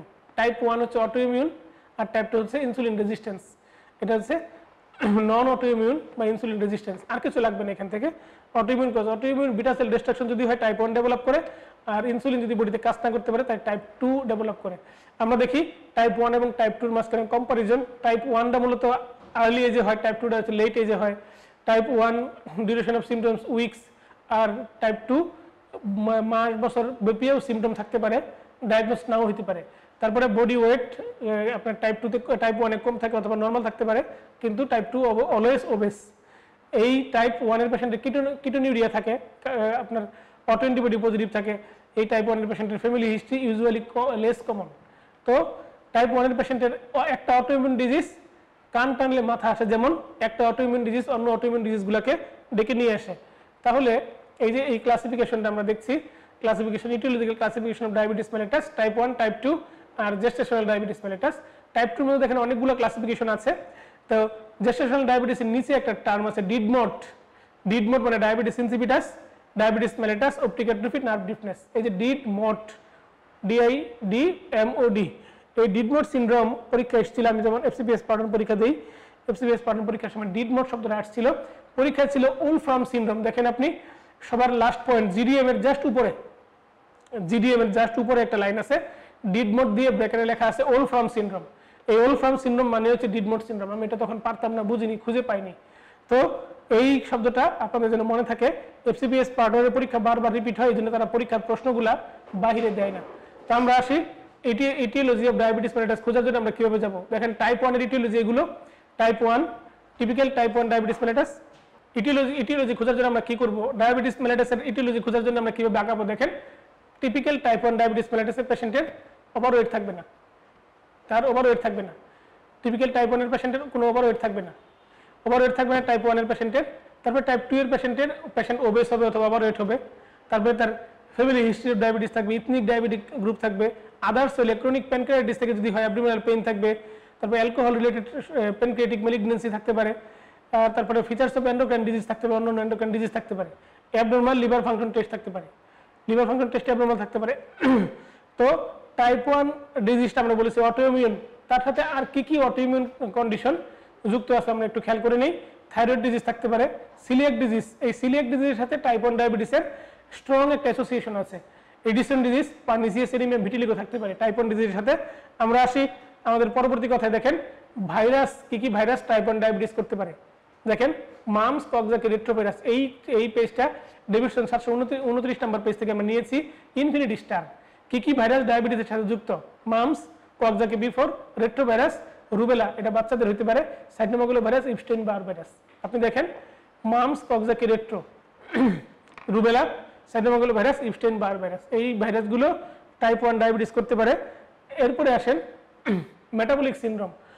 Type 2 diabetes mellitus আর মেটাবলিক সিনড্রোম যেন একে অপরের সাথে যুক্ত একটি নাম, একে অপরের সাথে খুব সুন্দর করে ওতপ্রোতভাবে জড়িত। Type 2 diabetes mellitus, insulin resistance. Type 2 diabetes মেলিটাসের পেশেন্টের ডিসলিপিডিমিয়া থাকবে, বডিতে হাইপারট্রাইগ্লিসারিডিমিয়া থাকে, এলডিএল লেভেল বেশি থাকে, এইচডিএল লেভেল কম থাকে, এই রোগীর অ্যাথেরোস্ক্লেরোসিস হয়, ব্লাড ভেসেলের মধ্যে ফলে হাইপারটেনশন হয়। এই রোগীর শরীরের মধ্যে ডিসলিপিডেমিয়া হয়, টিজি বেশি হইতে হইতে একসময় সেটা ফ্যাটি অ্যাসিডে কনভার্ট হয় এবং লিভারের মধ্যে জমা থাকে। এই রোগীর পলিসিস্টিক ওভারিয়ান সিনড্রোম থাকতে পারে। এই পেশেন্টের মাইক্রোভাস্কুলার কিছু প্রবলেম থাকতে পারে। এই রোগীর মাইক্রো অ্যালবুমিনুরিয়া থাকতে পারে। মাইক্রো অ্যালবুমিনুরিয়া এই রোগীর এই সিআরপি, ইএসআর, তারপরে আপনার এই লেভেলগুলো বেশি থাকতে পারে। এই সবগুলো ফিচারকে একসাথে বলা হয় ইনসুলিন রেজিস্ট্যান্স বা মেটাবলিক সিনড্রোম। তাহলে মেটাবলিক সিনড্রোমের কম্পোনেন্ট প্রথমে হচ্ছে type 2 diabetes mellitus. Type 2 diabetes mellitus বললে আপনার হাইপার ট্রাইগ্লিসারিডেমিয়া চলে আসবে, ডিসলিপিডেমিয়া চলে আসবে, ডিসলিপিডেমিয়ার সাথে চলে আসবে সেন্ট্রাল ওবেসিটি, অ্যাবডোমেনটা প্রোট্রুডেড থাকবে, একটু স্বাস্থ্যবান থাকবে। তারপরে এর সাথে চলে আসবে আপনার মাইক্রো অ্যালবুমিনুরিয়া, ডিসলিপিডেমিয়া। এইসবের কারণে ব্লাড ভেসেলের মধ্যে তার প্রেশার বেশি থাকবে, ব্লাড ভেসেলের মধ্যে আপনার অ্যাথেরোস্ক্লেরোটিক চেঞ্জ হবে, ফলে হাইপারটেনশন হবে। সেই রোগীর non alcoholic fatty liver disease হবে, পলিসিস্টিক ওভারিয়ান সিনড্রোম থাকতে পারে ফিমেলের ক্ষেত্রে। এই যে 10টা সিনড্রোম একসাথে তাকে বলা হচ্ছে মেটাবলিক সিনড্রোম। মেটাবলিক সিনড্রোমের 10টা কম্পোনেন্ট আমরা ফিজিওলজি শিটের মধ্যে ডায়াবেটিস মেলিটাস অংশে আপনাদেরকে দিয়েছি। সেখানে মেটাবলিক সিনড্রোমের নাম দিয়ে 10টা সিনড্রোম লেখা আছে, আপনারা ঠোঁটস্থ করে ফেলবেন। শুরু করবেন type 2 diabetes mellitus, central obesity দিয়ে, তারপরে বাকিগুলো এর কনসিকুয়েন্স হিসেবে আপনি আনসার করবেন। এর মধ্যে সিআরপি রেস থাকবে, এই পেশেন্টের ইএসআর রেস থাকবে। তো আমরা যাই ডায়াগনোসিস অফ ডায়াবেটিস মেলিটাস। ডায়াবেটিসকে ডায়াগনোস করার জন্য আমাদেরকে ওজিডিটি করা লাগে পেশেন্টের। Confirmatory test to diagnose diabetes mellitus is OGTT. OGTT perform করার আগে রোগীকে কিছু ইনস্ট্রাকশন দিতে হবে আপনাকে। রোগীর ইনস্ট্রাকশনগুলো কি হবে দেখেন, তাকে কয়েকদিন আনরেস্ট্রিক্টেড কার্বোহাইড্রেট ডায়েট খাবে ফর 3 days, মানে যা ইচ্ছা তাই খাবে, রেস্ট্রিকশন না, কম খাবে না। কম খেলে তো ব্লাড সুগার ফল করবে। ফাস্টেড ওভারনাইট ফর অ্যাটলিস্ট 8 hours। আগের রাত্রেবেলা থেকে সকালবেলা, ওজিটিটা সকালবেলা করলে সবচেয়ে ভালো, কারণ রাত্রেবেলা ঘুমিয়ে থাকে, সে টের পাবে না। ওই সময় সে পানি খেতে পারবে। Rest for 30 minutes, remain seated for the duration of the test with no speaking. সেখানে চুপ করে চাপ বসে থাকবে, সে হাঁটাচলা করবে না। টেস্ট দেওয়ার ফাস্টিং স্যাম্পল দেওয়ার পরে সে হাঁটাচলা করবে। হাঁটাচলা করলে তো সুগার খাওয়ার পরে হাঁটাচলা করলে সুগার তো ভেঙে যাবে। ওরাল গ্লুকোজ টলারেন্স টেস্ট, এই গ্লুকোজটা বডিতে আমরা কতটুকু টলারেন্ট করতেছে সেটা দেখার জন্য তো আমরা টেস্টটা করি। পরে 2 hours আফটার 75 গ্রাম গ্লুকোজ আমরা নিব। 2 hours-টা কখন হিসাব করব?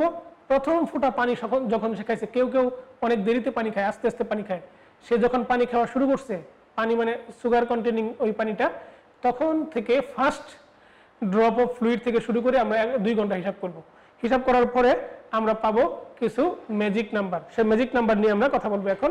সেই ম্যাজিক নাম্বার কি? ম্যাজিক নাম্বার হচ্ছে 6.1, ম্যাজিক নাম্বার হচ্ছে 7.0, 7.8, ম্যাজিক নাম্বার হচ্ছে 11.1। এই চারটাকে বলা হয় ম্যাজিক নাম্বার। এই চারটার ম্যাজিক নাম্বারের মাধ্যমে আমরা ডায়াবেটিস ডায়াগনোসিস করব। আমরা ডায়াগনোসিস করব প্রি ডায়াবেটিস, আমরা ডায়াগনোসিস করব নরমাল। তাহলে এই 3টা কন্ডিশন, নরমাল, প্রি ডায়াবেটিস, আর প্রি ডায়াবেটিস 2 প্রকার, আইএফজি এবং আইজিটি, আর একটা হচ্ছে ডায়াবেটিস মেলিটাস। তাহলে যদি কারো ব্লাড সুগার 6.1 এর চেয়ে কম হয়, he is normal. Fasting blood sugar 6.1 এর চেয়ে কম হলে সেটা নরমাল। যদি তার ব্লাড সুগার 6.1 থেকে শুরু করে 7 এর মধ্যে থাকে, মানে 6.1 থেকে 6.99, এটা হচ্ছে কি ফাস্টিং স্যাম্পল না? এটা তো ফাস্টিং স্যাম্পল, তার মানে তার ফাস্টিং স্যাম্পলটা ইম্পেয়ার্ড। তাহলে ইম্পেয়ার্ড ফাস্টিং গ্লুকোজ বলবো আমরা এটাকে।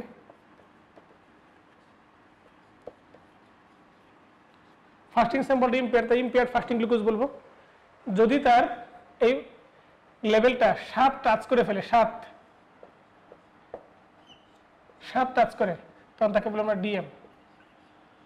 তাহলে 6.1 এর কম হলে আমরা বলবো নরমাল, 6.1 থেকে 6.99 হলে আমরা বলবো ফাস্টিং স্যাম্পলটা ইম্পেয়ার্ড, সুন্দর করে বলবো impaired fasting glucose.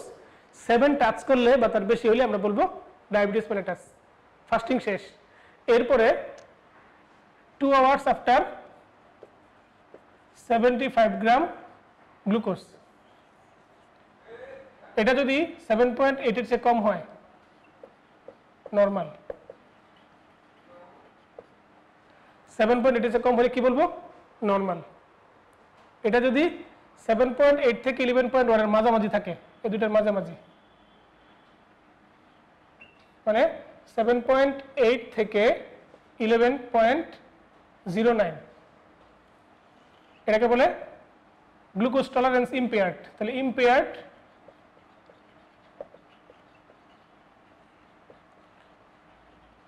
Glucose tolerance মানে সে যে গ্লুকোজটা আমরা খাওয়াইলাম সে বডিতে টলারেন্স করতে পারছে না, যে গ্লুকোজটা আমরা খাইয়েছি সেই গ্লুকোজটা টলারেট করতে পারছে না, বলে ইম্পেয়ার্ড গ্লুকোজ টলারেন্স। এটা যদি কোনোভাবে 11.1 টাচ করে মানে more or equal 11.1 it is diabetic. তাহলে নর্মাল হওয়ার জন্য ক্রাইটেরিয়া দুইটা, আইএফজি হওয়ার ক্রাইটেরিয়া একটা, আইজিটি হওয়ার ক্রাইটেরিয়া একটা, ডায়াবেটিস হওয়ার ক্রাইটেরিয়া দুইটা। তাহলে নর্মাল, আইএফজি, আইজিটি আর ডায়াবেটিক। ডায়াবেটিক হতে গেলে ফাস্টিং স্যাম্পল টাচ করলেও ডায়াবেটিক, 2 আওয়ার্স আফটার 75 গ্রাম গ্লুকোজ টাচ করলেও সে ডায়াবেটিক। ইম্পেয়ার্ড ফাস্টিং গ্লুকোজ শুধুমাত্র ফাস্টিং স্যাম্পলটা যদি 6.1 থেকে 6.99 থাকে তার নাম হচ্ছে আইএফজি। কোনো একটা পেশেন্টে যদি 75 গ্রাম গ্লুকোজ খাওয়ানোর পর তার স্যাম্পলটা যদি ব্লাড স্যাম্পলটা যদি 7.8 থেকে 11.09 পর্যন্ত মাঝখানে থাকে তখন তার নাম হচ্ছে আইজিটি, ইম্পেয়ার্ড গ্লুকোজ টলারেন্স। আর 11.1 কে টাচ করলে সে ডায়াবেটিক। বুঝতে পেরেছেন? কি সহজে হয়ে গেল বলা, কাঁপড়ানো অতটুকু গলা। তো এই যে ডায়াবেটিসের ডায়াগনোসিস করলাম ম্যাজিক নাম্বার দিয়ে, এই ম্যাজিক নাম্বারগুলো ডায়াবেটিসের ডায়াগনোসিসের জন্য খুব ইম্পর্টেন্ট। এই সংখ্যাগুলো একদম ক্রিস্টাল ক্লিয়ার নলেজ আপনার হয়ে যেতে হবে, থেকে যেতে হবে। এখন ডায়াবেটিস ডায়াগনোসিস করলাম এই সংখ্যা দিয়ে, এখন ডায়াবেটিস ডায়াগনোসিস করার জন্য ট্রিটমেন্ট করা লাগবে না? ওই ট্রিটমেন্ট করার জন্য আমাদের তো HbA1c করা লাগবে। ওই ট্রিটমেন্ট করার জন্য HbA1c করলে সবসময় কি সে সঠিক নিউজ দিবে? HbA1c আমরা করি মূল কি কারণ? মূল কারণ হচ্ছে আমরা কি ইনসুলিন দিব নাকি ওরাল অ্যান্টিডায়াবেটিক ড্রাগ শুরু করবো সেটার জন্য। তো HbA1c এই 5টা ক্ষেত্রে ভুল রিপোর্ট দিতে পারে। দেখেন একটু 5টা ক্ষেত্রে ইনফিনিটি স্টার ডেভিডসন 27 নম্বর পেজ থেকে আমরা নিয়েছি। HbA1c এই 5টা ক্ষেত্রে মিসলিড করতে পারে আপনাকে। কারো যদি অ্যানিমিয়া থাকে তাহলে HbA1c কমে যাবে, কারো যদি প্রেগন্যান্সির সময় HbA1c লেভেলটা কমে যায়, ইউরেমিয়া, হিমোগ্লোবিনোপ্যাথি, নিউট্রিশনাল ডেফিসিয়েন্সি থাকলে HbA1c লেভেলটা ভেরিয়েবল, কমতেও পারে বাড়তেও পারে। ইনফিনিটি স্টার HbA1c কখন কখন আপনার ভুল রিপোর্ট দেয় 727 নম্বর পেজ থেকে আমরা তথ্যটা নিয়েছি। আমরা এখন যাব তা কিছু কথা বলতে, কিছু কথা জানতে। দেখেন আইজিটি অন্য যে কোনো কিছুর চাইতে বেশি ডেঞ্জারাস। একটা রোগীর ডায়াবেটিস আছে তার চাইতে আইজিটি ডেঞ্জারাস। কারণ কি? আইজিটি এমন একটা কন্ডিশন, এমন একটা অবস্থা যে অবস্থার কারণে আমাদের বডিতে, আমরা জানবই না বডিতে ডায়াবেটিস আছে, বডিতে সে তো সিমটম প্রকাশ করবে না, তখন সে এমআই অথবা অ্যাথেরোমা বা অ্যাথেরোস্ক্লেরোসিসের ফিচার নিয়ে হাজির হবে। কিন্তু ডায়াবেটিস হয়ে গেলে তার তো সিমটম থাকবে, তার গ্লাইকোসিউরিয়া থাকবে, এগুলোর কারণে সে কাছে তাড়াতাড়ি চলে আসবে। কিন্তু আইজিটি অবস্থায় তার তো কোনো সিমটম থাকবে না, ওই অ্যাসিমটোমেটিক অবস্থায় এমআই শরীরের মধ্যে বাসা বাঁধবে, এবং আমি এমন চিকিৎসক দেখেছি। এখন আসি আমরা সি পেপটাইড লেভেল মার্কার। এটা তো আমরা আগেই বলেছি স্পন্টেনিয়াস হাইপোগ্লাইসেমিয়া পড়াতে গিয়ে, যদি সি পেপটাইড লেভেলটা বেশি, ইনসুলিনও বেশি, তার মানে কি বডির ভিতরে ইনসুলিন, কারণ বাইরের ইনসুলিনে কোনো সি পেপটাইড লেভেল থাকে না। সি পেপটাইড লেভেলটা বেশি, বডিতে ইনসুলিন লেভেল বেশি, তাহলে ইনসুলিনোমা বা বডিতে সালফার ইউরিয়া খাচ্ছে, ফলে বিটা সেল থেকে ইনসুলিন বেরোচ্ছে। সি পেপটাইড লেভেলটা কম কিন্তু ইনসুলিন বেশি, তাহলে বলতে হবে এক্সোজেনাস ইনসুলিন পাচ্ছে রোগীটা, ওই ইনসুলিনের কারণে ইনসুলিন বেশি কিন্তু সি পেপটাইড লেভেল বডি থেকে তৈরি হচ্ছে না। এখন সি পেপটাইড লেভেলও কম, তার শরীরে ইনসুলিনও কম, তার সমস্যা হচ্ছে অন্য জায়গায়, বডির মধ্যে ইনসুলিন তৈরি হচ্ছে না। ঠিক আছে, টাইপ 1 ডায়াবেটিসে যা হয়। তো এই সি পেপটাইড হচ্ছে সেই ভূমিকা রাখে, গুরুত্বপূর্ণ ভূমিকা রাখে। 727 নম্বর পেজে এই তথ্যটা দেওয়া আছে। সি পেপটাইড লেভেলে টাইপ 2 ডায়াবেটিস এবং টাইপ 1 ডায়াবেটিসের মধ্যে পার্থক্য করার জন্য ইউজ করা যায়। টাইপ 1 ডায়াবেটিসের সি পেপটাইড লেভেল অনেক বেশি থাকবে। কারণ কি? টাইপ 1 ডায়াবেটিসের সি পেপটাইড লেভেল বেশি থাকবে, C peptide level, insulin level দুটোই কম থাকবে, কারণ ইনসুলিন তৈরি হচ্ছে না, বডিতে বিটা সেল ডিস্ট্রাকশন হচ্ছে। আর টাইপ 2 তে সি পেপটাইড লেভেল অনেক বেশি থাকবে, ইনসুলিন লেভেলও বেশি থাকবে। কারণ হচ্ছে টাইপ 2 ডায়াবেটিস ইনসুলিন তৈরি হচ্ছে ঠিকই, কিন্তু কাজ করতে পারছে না, ইনসুলিন রেজিস্ট্যান্স। তাহলে এটা স্পন্টেনিয়াস হাইপোগ্লাইসেমিয়া ডিস্টিংগুইশ করতেও ইউজ করা যায়। তো সি পেপটাইড ইম্পর্টেন্স নিয়ে আমাদের গল্পটি ফুরলো। আমরা যাব metabolic actions of insulin, infinity star. এখান থেকে পরীক্ষা প্রশ্ন অনেকবার আসছে। আমরা এখানে একটা জিনিস জানবো, ইনসুলিন দেখেন লিপোপ্রোটিন লাইপেজকে অ্যাক্টিভ করতেছে আর হরমোন সেনসিটিভ লাইপেজকে ইনহিবিট করতেছে, এই কথাটা জানলেই চলবে। লিপোপ্রোটিন লাইপেজকে সে প্রমোট করে, অ্যাক্টিভেট করে। লিপোপ্রোটিন লাইপেজ হলে আমাদের জন্য সুবিধা, লিপোপ্রোটিন তৈরি হলে আমাদের শরীরের মধ্যে শরীরের জন্য উপকার। আর hormone sensitive lipase free fatty অ্যাসিডকে বাড়ায়, এই জন্য এটা ক্ষতিকর। তাহলে ইনসুলিনের মেটাবলিক অ্যাকশনের মধ্যে এই কথাটা আমরা জানবই। এখন আসেন গ্লুকোজ হোমিওস্ট্যাসিস কিভাবে মেনটেন হয়। ব্লাড গ্লুকোজ হোমিওস্ট্যাসিস মেনটেন হয় তিনটি উপায়ে। হেপাটিক গ্লুকোজ আউটপুট কমিয়ে দেয়, তারপরে হেপাটিক গ্লুকোজ আপটেক বাড়িয়ে দেয়, লিভার থেকে গ্লুকোজ আসা কমায়, লিভারে গ্লুকোজ নেওয়ার পরিমাণটা বাড়ায়, আর পেরিফেরাল টিস্যুতে গ্লুকোজ আপটেক বাড়িয়ে দেয়। এইভাবে আমাদের বডিতে গ্লুকোজ হোমিওস্ট্যাসিসটা মেনটেন হচ্ছে ক্রমান্বয়ে ক্রমাগত। রেনাল গ্লাইকোসিউরিয়া, রেনাল গ্লাইকোসিউরিয়া মানে কি? কিডনি দিয়ে বা ইউরিন দিয়ে গ্লুকোজ পাস করা। ইউরিন দিয়ে গ্লুকোজ কখন পাস করে? থ্রেশহোল্ড যখন অতিক্রম করে যায়। রেনাল থ্রেশহোল্ড কত? 180 milligram per decilitre of blood.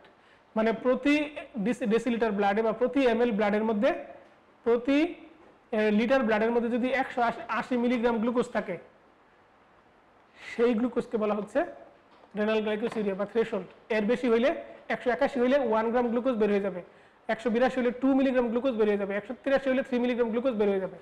তো কিছু কিছু কন্ডিশনে আমাদের বডিতে এই প্রেগন্যান্সি এবং ইয়ঙ্গার এজে এই থ্রেশহোল্ডটা কমে যায়, ফলে গ্লাইকোসিউরিয়া হতে পারে। বিটা ল্যাকটাম অ্যান্টিবায়োটিক খাইলে গ্লাইকোসিউরিয়া হতে পারে। তারপরে লেভোডোপা স্যালিসাইলেট খাইলে এই পেশেন্টের গ্লাইকোসিউরিয়া হতে পারে। এই অবস্থায় পেশেন্টের থ্রেশহোল্ডটা কমে যায় এবং রেনাল গ্লাইকোসিউরিয়া ডেভেলপ করে। তো এখন আমরা আসি পরবর্তী একটা কথায়, complication of diabetes mellitus. Acute complication আর chronic complication. Acute complication, chronic complication. Acute complication কি? ডিকে, হাইপারগ্লাইসেমিক হাইপারঅসমোলার স্টেট আর হাইপোগ্লাইসেমিয়া। ক্রনিক কমপ্লিকেশন কি? দেখেন, chronic macrovascular complication, microvascular complication. Macrovascular আর মাইক্রোভাস্কুলার। ম্যাক্রোভাস্কুলার মধ্যে আপনার আছে করোনারি নিচেরটা আর কি, সেরিব্রাল সার্কুলেশন, পেরিফেরাল সার্কুলেশনের সমস্যা। আর মাইক্রোভাস্কুলার মধ্যে সবগুলো pathy, retinopathy, nephropathy, autonomic neuropathy, food disease. এরপরে আসেন, এটা infinity star, complications of diabetes mellitus infinity star. এখন দেখেন ডায়াবেটিক কিটোএসিডোসিস, এই পেশেন্টের মর্টালিটি অনেক হাই। ডায়াবেটিক কিটোএসিডোসিসে চিলড্রেন এবং অ্যাডোলেসেন্ট পিরিয়ডের মর্টালিটি নির্ভর করে সেরেব্রাল ইডেমার উপর। চিলড্রেনদের যদি সেরেব্রাল ইডেমা ডেভেলপ করে, পেশেন্টের মৃত্যু অনিবার্য, তাকে সুস্থ করা যায় না। কিন্তু অ্যাডাল্টদের মর্টালিটি নির্ভর করে 4টা ফ্যাক্টরের উপর।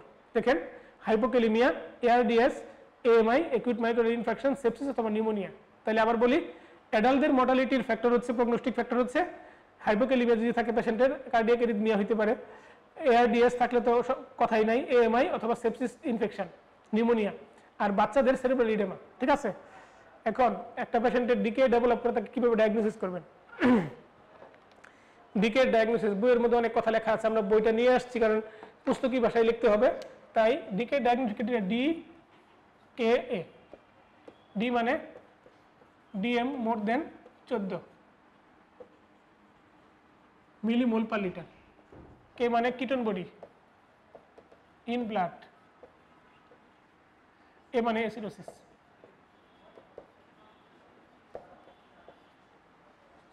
ঠিক আছে, কে মানে কিটোন বডি ইন ব্লাড। কে মানে কিন্তু কামাল ভাই না।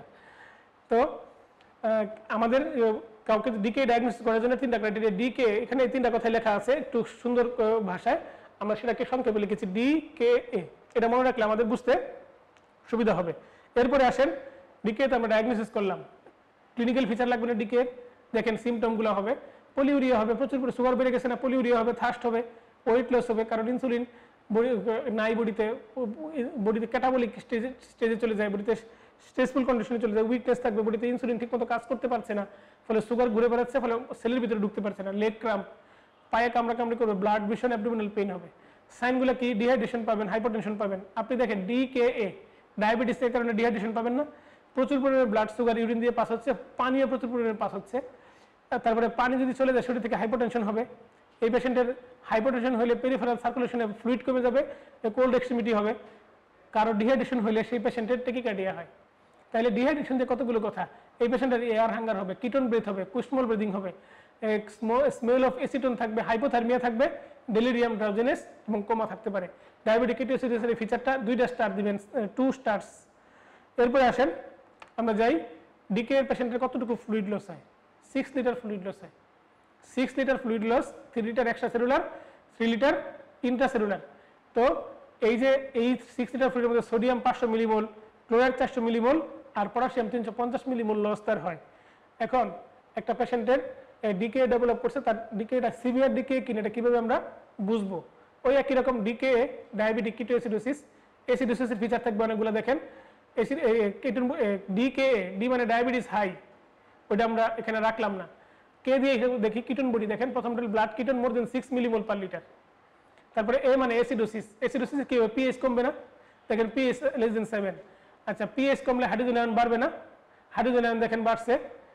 তারপরে বাইকার্বনেট লেভেল দেখেন কমছে। তাহলে অ্যাসিডোসিসের পক্ষে যে ফিচারগুলো সেগুলো দেখেন। হাইপোক্যালিমিয়া, অ্যাসিডোসিস হলে একটা পেশেন্টের পটাশিয়াম লেভেল কমে যাবে। অ্যাসিডোসিস যদিও পটাশিয়াম কমে না, কিন্তু ডিকেতে কমে, কারণ ইনসুলিন দেওয়ার কারণে। তারপরে দেখেন পেশেন্টের অ্যাসিডোসিস বডিতে হইলে বডির মধ্যে হাইপোক্সিয়া হবে, স্যাচুরেশন কমে যাবে। রোগীর বডিতে হাইপোটেনশন হবে, কারণ প্রচুর ডিহাইড্রেশন হয়েছে। হাইপোটেনশনে সবসময় টেকিকার্ডিয়া হয়।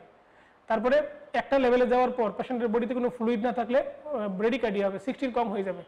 এই পেশেন্টের কনসাসনেস লেভেলটা অল্টারেট হবে। তাহলে আমরা কিভাবে এই ইন্ডিকেটরস অফ সিভিয়ার ডিকে মনে রাখবো? ট্রিপল স্টার দেওয়া তথ্য। সিভিয়ার ডিকের এই ইন্ডিকেটরগুলো মনে রাখবো। ডিকেএ, ডি মানে ডায়াবেটিস হাই, কে মানে কিটোন বডি থাকবে মোর দেন 6, এ মানে অ্যাসিডোসিস। অ্যাসিডোসিসের পক্ষে কি আছে? অ্যাসিডোসিসের পক্ষে হচ্ছে আপনার পিএইচ কম থাকবে, বাইকার্বনেট কম থাকবে, হাইড্রোজেন আয়ন বেড়ে যাবে, তারপরে হাইপোক্যালিমিয়া থাকবে, অ্যানায়ন গ্যাপ বাড়বে। তারপরে কি এই পেশেন্টের প্রচুর পরিমাণে ফ্লুইড লস হয়, তার ডিহাইড্রেশন হয়েছে, ডিহাইড্রেশন হওয়ার কারণে টেকিকার্ডিয়া থাকতে পারে, ব্রেডিকার্ডিয়া থাকতে পারে। এই রোগীর শরীরের মধ্যে আমাদের বডি থেকে প্রচুর পরিমাণে পানি বের হয়ে যাওয়ায় পালসের পরিমাণটা কম থাকবে, এবং বডির পেরিফেরি অনেক আপনার পেরিফেরিতে সার্কুলেশন কমে যায়, পারফিউশন কমে যায়, স্যাচুরেশন কমা শুরু হবে, এবং এই রোগীর স্যাচুরেশন কমা শুরু হবে এবং আস্তে আস্তে কনসাসনেসটা ডাউন হতে থাকবে।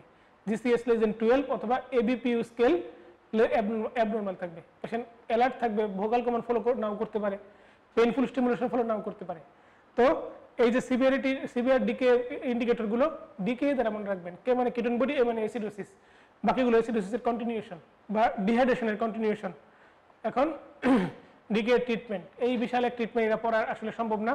এটা না পড়ে আমরা যাবো পরের পড়ায়। দেখেন পরের লাইনে কি লেখা আছে, ম্যানেজমেন্ট অফ ডিকে। এটা আমার simple form, made by me. মনে রাখবেন ডিকে এর পেশেন্ট আসলে তাকে নিকা করাই দিবেন।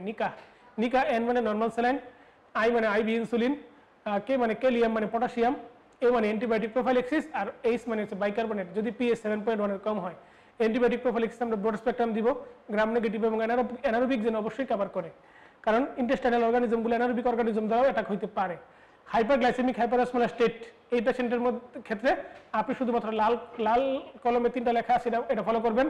পেশেন্টের হাইপোভলিমিয়া হবে, কারণ হাইপারগ্লাইসেমিয়া হওয়ার কারণে ইউরিন দিয়ে প্রচুর সুগার যায়, ফলে সুগারের সাথে সাথে প্রচুর পরিমাণে পানি নিয়ে এসে চলে যায়, ফলে হাইপোভলিমিয়া হয়। হাইপারগ্লাইসেমিয়া হবে, সুগার লেভেল বডিতে বেড়ে যাবে মোর দেন 30, হাইপার অসমোলারিটি থাকবে মোর দেন 320। এটা যখন থাকবে পেশেন্টের কোনো কিটোনোমিয়া থাকবে না, পেশেন্টের পিএইচ 7.3 উপরে থাকবে, মানে অ্যাসিডোসিস থাকবে না। কি পেশেন্টের ফ্লুইড কতটুকু লস হয় দেখেন, 10 to 12 litre in a person owing 100 KG. 100 KG রোগীর মানুষের 10 থেকে 12 লিটার ফ্লুইড তার শরীর থেকে লস হতে পারে। তাহলে আমরা একটা হাইপারগ্লাইসেমিক হাইপারঅসমোলার স্টেট ডেভেলপ করার ইটিওলজি কি? Infection, MI, cerebrovascular disease, drugs.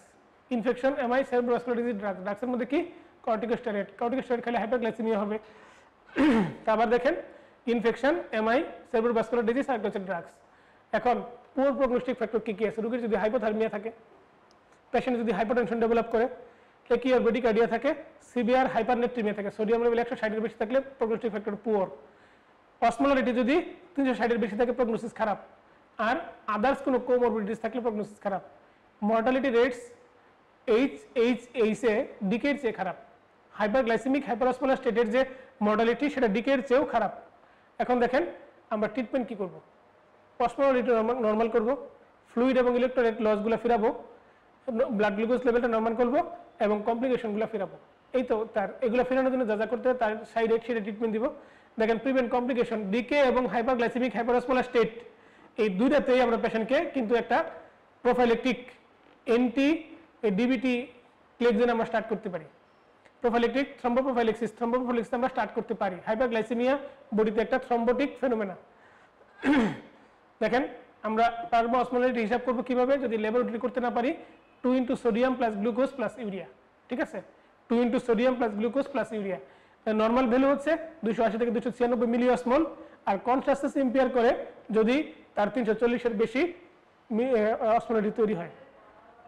এটা হচ্ছে ট্রিটমেন্ট প্ল্যান, ডিকে এর মতোই ট্রিটমেন্ট প্ল্যান, এখানে শুধু বাইকার্বনেটটা দেওয়া লাগে না আর কি। হাইপোগ্লাইসেমিয়া, এটা ডায়াবেটিস পেশেন্টদের uncommon in people without diabetes. 3.9 বা তার কম হলে তাকে হাইপোগ্লাইসেমিয়া বলা হয়, কারণ আমাদের বডি ব্লাড সুগার লেভেল 4 থেকে 11 পর্যন্ত মেনটেন করতে পারে নর্মাল কন্ডিশনে। 4 এর কম হয়ে গেলে সিমটম ডেভেলপ করবে 3.9। যদিও হাইপোগ্লাইসেমিয়ার ডেফিনিট কোনো গাইডলাইন বা কোনো কিছুতে বলা নেই যে কত হইলে হবে, কারো কারো 3.5 নর্মাল থাকতে পারে, তবে ইউনিভার্সালি 3.9 হলে সিমটম ডেভেলপ করার একটা চান্স থাকে। কোনো নন ডায়াবেটিক পেশেন্টের হাইপোগ্লাইসেমিয়া হলে তাকে বলা হয় স্পন্টেনিয়াস হাইপোগ্লাইসেমিয়া, এটা আমরা প্যানক্রিয়াস অংশে আলোচনা করেছি। আমরা এখন আসি হাইপোগ্লাইসেমিয়ার most common symptom infinity star. হাইপোগ্লাইসেমিয়ার most common symptom infinity star, 1 কোটি ইনফিনিটি স্টার, অটোনমিক, নিউরোগ্লাইকোপেনিক এবং নন স্পেসিফিক। অটোনমিক, নিউরোগ্লাইকোপেনিক এবং নন স্পেসিফিক। অটোনমিক ফাইন্ডিংগুলো দেখেন, তার অটোনমিক ফিচারগুলো হবে সুয়েটিং হবে, সুয়েট গ্ল্যান্ডের কাজ তো আমাদের ইচ্ছাকৃত না। তারপরে ট্রেমলিং, সে কাঁপতে থাকবে তার শরীর। Pounding heart, hunger, anxiety. এটাকে আমরা গল্পের মতো করে মনে রাখি, একজন রুগীর খিদা লাগছে, মানুষের একজনের খিদা লাগছে, খিদা লাগার পর তার রাগ উঠবে, প্রচুর পরিমাণে সেটা যাবে, খিদা লাগছে, খাবার পাচ্ছে না, রাগ উঠবে, রাগ উঠলে তার হার্ট রেট বেড়ে যাবে, পাউন্ডিং হার্ট, মনে হবে হার্টটা বুক থেকে বের হয়ে চলে আসতেছে। এই রাগে ক্ষোভে তার শরীর কাঁপতে থাকবে, এই কাঁপুনি দেখে গাম জ্বলবে। তাহলে একটা ক্ষুধার্ত মানুষ খাবার না পারে, তার অ্যাংজাইটি হবে, অ্যাংজাইটির কারণে সে তার হার্টবিট বেড়ে যাবে, হার্টবিট বেড়ে সুয়েটিং হবে, সুয়েটিং হয়ে তার হাত পা কাঁপা শুরু হবে। এটাকে বলে অটোনমিক ফিচার, এটা গল্পের মতো মনে রাখবেন। তারপরে নিউরোগ্লাইকোপেনিক ফিচার, এটার একটা অটোনমিক ফিচারের একটা কন্টিনিউয়েশন, সে তার ডেলিরিয়াম ডেভেলপ করবে। ডেলিরিয়াম মানে সে অনেক কিছু ভুলে যাবে, মনে করতে পারবে না, সে ড্রাউজি হয়ে যাবে আস্তে আস্তে, সে কোনো কিছুতে কনসেন্ট্রেট করতে পারবে না, কাজগুলো সমন্বয় করতে পারবে না। হাইপোগ্লাইসেমিক ফিচার যাকে বলে। ইরিটেবিলিটি, অ্যাঙ্গার তার বাড়তেই থাকবে এবং তার মুখ কথা জড়ায় আসবে। নন স্পেসিফিক, নৌশিয়া, হেডেক, টায়ার্ডনেস থাকবে, খিদা লাগছে, টায়ার্ডনেস থাকবে না, একটু নৌশিয়া ভাব হবে। তো আমরা যাই পরবর্তীতে এই পেশেন্টের, হাইপোগ্লাইসেমিয়ার পেশেন্টের ম্যানেজমেন্ট কীভাবে করবে একটা দেওয়া আছে। সবসময় শুরু করতে বলা হয় লো কনসেন্ট্রেশন সুগার দিয়ে। আপনার 10%-এর বেশিরভাগ খেতে থাকবেন, এর বেশি যাওয়ার দরকার নাই। তবে সিভিয়ার হাইপোগ্লাইসেমিয়া হলে 20% আইবি ডেক্সট্রোজ দেওয়া যেতে পারে, আমরা 25% বাজারে ইউজ করি, তবে 20%, 10% থাকাটা বেশি বেটার, 10%, এবং আস্তে আস্তে আমরা কারেকশন করব। আর যদি এত কিছু না পাওয়া যায়, আইএম গ্লুকাগন দিব, ঠিক আছে? আইএম গ্লুকাগন ঠোঁটের মধ্যে আমরা দিতে পারি, জ্যাম, জেলি, সুগার কন্টেনিং দিতে পারি। এটা হচ্ছে ম্যানেজমেন্ট প্ল্যান। মূল কথা হচ্ছে হাইপোগ্লাইসেমিয়ার ফিচার যদি মাইল্ড টু মডারেট হয়, আমরা মুখে খাওয়ার চিনি দিব, অথবা 5-10% সুগার কন্টেনিং ফ্লুইড দিব। আর যদি সিভিয়ার হাইপোগ্লাইসেমিয়া হয়, তাহলে আমরা পেশেন্টকে 20% সুগারে যেতে পারি, অথবা না হলে আইবি গ্লুকাগন দিতে পারি, অথবা আইএম গ্লুকাগন দিতে পারি। তো ডায়াবেটিস পেশেন্টের মর্টালিটি, এর মাঝখানের বক্সটা দেখেন, মাঝখানের বক্সটা একটু খেয়াল করেন। সেরেব্রোভাস্কুলার ডিজিজ হয়ে 70% রোগী মারা যায়, সেরেব্রোভাস্কুলার ডিজিজ হয়ে 70% রোগী মারা যায়। 10% রোগীর রেনাল ফেলিউর ডেভেলপ করে, 10% রোগীর ক্যান্সার হতে পারে, 6% রোগীর ইনফেকশন হতে পারে, ডায়াবেটিক কিটোসিডোসিস 1% রোগীর হয়, আর আদার্স 3% রোগীর হয়। তাহলে major cause of death in diabetes mellitus and its complication is cerebrovascular disease. তো আমরা যাই পরের কথায়। ডায়াবেটিস পেশেন্টের ম্যানেজমেন্ট, এটা হচ্ছে ম্যানেজমেন্ট অপশন। প্রথমে আমরা মনোথেরাপি দিব, তারপর ডুয়াল থেরাপি, ট্রিপল থেরাপি, তারপরে কম্বিনেশন উইথ ইনজেক্টেবল ড্রাগ। দেখেন বাম পাশে লম্বা করে আমরা ডেভিডসন 742 নম্বর পেজের ছবিটা তুলে নিয়ে এসেছি। ডেভিডসনে যেভাবে আছে হুবহু দেখলে আপনাদের পড়তে ভালো লাগবে, এজন্য হুবহু আমরা ভেবে তুলে নিয়ে এসেছি। আমাদের কষ্টটা আমাদেরই থাকুক, সুখটা আপনাদের জন্য। তো ডায়াবেটিস প্রথমে monotherapy, dual therapy, triple therapy, combination with injectable. তো এখানে ডায়াবেটিসের ম্যানেজমেন্টের আমরা আরেকটা আউটলাইন দিয়েছি 737 নম্বর পেজের। এই বক্সটা আপনারা দেখেন, এই বক্স থেকে অতীতে অনেকগুলো প্রশ্ন এসছে। মূলত প্রশ্ন 3টা প্রশ্ন আসে পরীক্ষায়। এই বক্সের প্রশ্নটা, ওয়েট নিউট্রালিটি ডায়াবেটিক ড্রাগ কারা?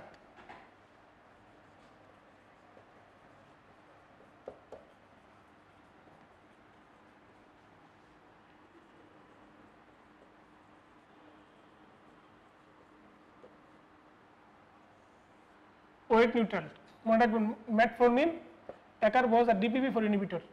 ম্যাটফর্মিন,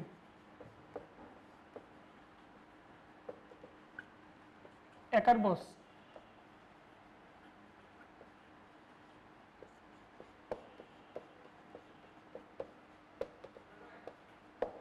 এই 3টা, এরা হচ্ছে ওয়েট নিউট্রাল। ম্যাটফরমিন, অ্যাকারবোস এবং DPP-4 ইনহিবিটর। এখন ওয়েট গেইন কারা কারা করে, কোন কোন ড্রাগ ওয়েট গেইন করে? ওয়েট গেইন ইনসুলিন, তারপরে সালফানাল ইউরিয়া, একটা হচ্ছে থায়াজোলিডিনিডিয়ন, এই তিনটা। Insulin, sulphonylurea, thiazolidinedione. Insulin, sulphonylurea এবং থায়াজোলিডিনিডিয়ন। এখন আসেন, ওয়েট গেইন করাইলেন, ওয়েট নিউট্রাল করাইলেন।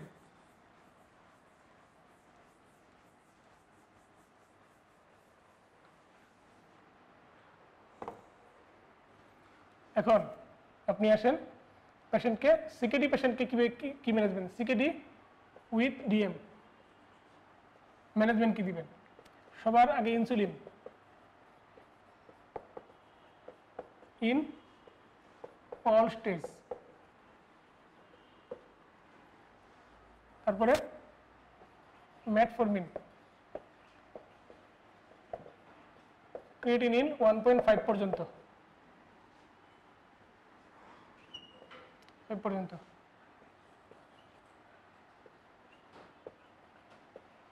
লিনাগ্লিপটিন,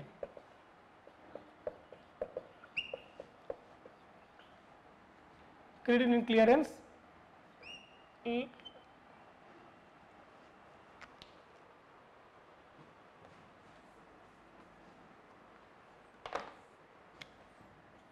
GFR মোরোরিকল 30 অথবা স্টেজ 4 সিকেডি। সিকেডি স্টেজ 4 পর্যন্ত আমরা ইউজ করতে পারবো, স্টেজ 4 সিকেডি পর্যন্ত আমরা লিনাগ্লিপটিন এড করতে পারবো। তাহলে সিকেডি পেশেন্টের লিনাগ্লিপটিন ইউজ করার শর্ত হচ্ছে যদি তার GFR মোর দেন 30 থাকে তখন আমরা তাকে লিনাগ্লিপটিন ইউজ করতে পারবো, কিন্তু ইনসুলিন সকল স্টেজে আমরা ইউজ করতে পারবো। তাহলে একটা পেশেন্টের যদি প্রশ্ন আসে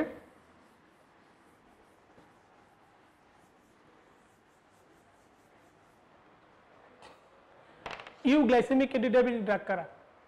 ইউগ্লাইসেমিক অ্যান্টিডায়াবেটিক ড্রাগ, ইউগ্লাইসেমিক কারা?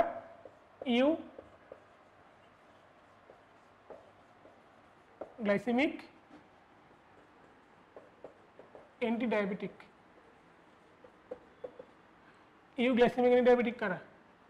একটা আমার হচ্ছে ম্যাটফরমিন, 2 নাম্বার DPP-4 ইনহিবিটর, 3 নাম্বার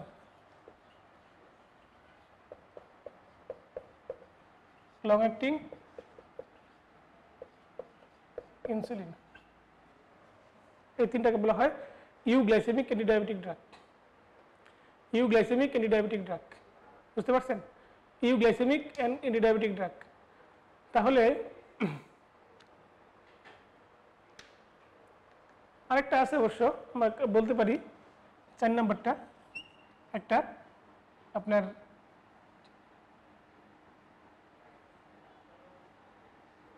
অ্যাকারবোস। ওই যে বাজারে এখন এম্পা পাওয়া যায় না, এম্পাগ্লিফ্লোজিন, এটা এটা আপনি ইউজ করতে পারেন। ইউগ্লাইসেমিক, এটা হচ্ছে ইউগ্লাইসেমিক মানে ব্লাড সুগার লেভেল কখনো আপনার হাইপোগ্লাইসেমিয়া করাবে না, ব্লাড সুগার লেভেল রিডিউস করবে কিন্তু হাইপোগ্লাইসেমিয়া করাবে না। এটা হচ্ছে ইউগ্লাইসেমিক অ্যান্টিডায়াবেটিক ড্রাগ। তো আমরা স্পেশাল কিছু কথা সরে যাই, ইনসুলিন ম্যাটফরমিন সম্পর্কে আমরা কিছু জিনিস জানবো। ম্যাটফরমিন জানার আগে আমাদের জানা উচিত, ম্যাটফরমিন এই অংশটা আমরা ডেভিডসন থেকে নিয়েছি। দেখেন, জানার আগে আমরা জানবো ইনসুলিনের ইন্ডিকেশন কি। ইনসুলিনের indication, indication of insulin, indication of insulin. কখন আমরা ইনসুলিন একটা রোগীকে দিব, কখন? একটা আমার হচ্ছে HbA1c মোর দেন 10 হইলে। 2 নম্বর কারো ফাস্টিং ব্লাড সুগার যদি মোর দেন 16.7 থাকে। 3 নম্বর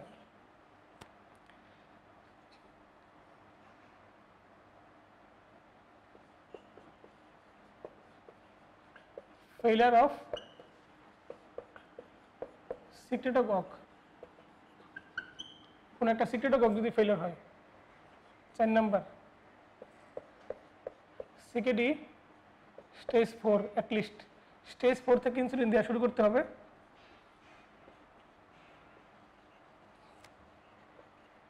প্রেগন্যান্সি উইথ ডিএম, প্রেগন্যান্সি যদি থাকে ডায়াবেটিস,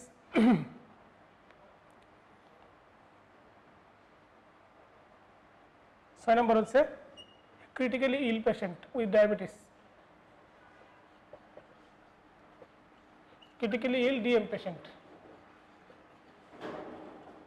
এই 6টা হচ্ছে ইন্ডিকেশন, এই 6টা হচ্ছে ইন্ডিকেশন, এই 6টা হচ্ছে একটা রোগীর ইনসুলিনের indication.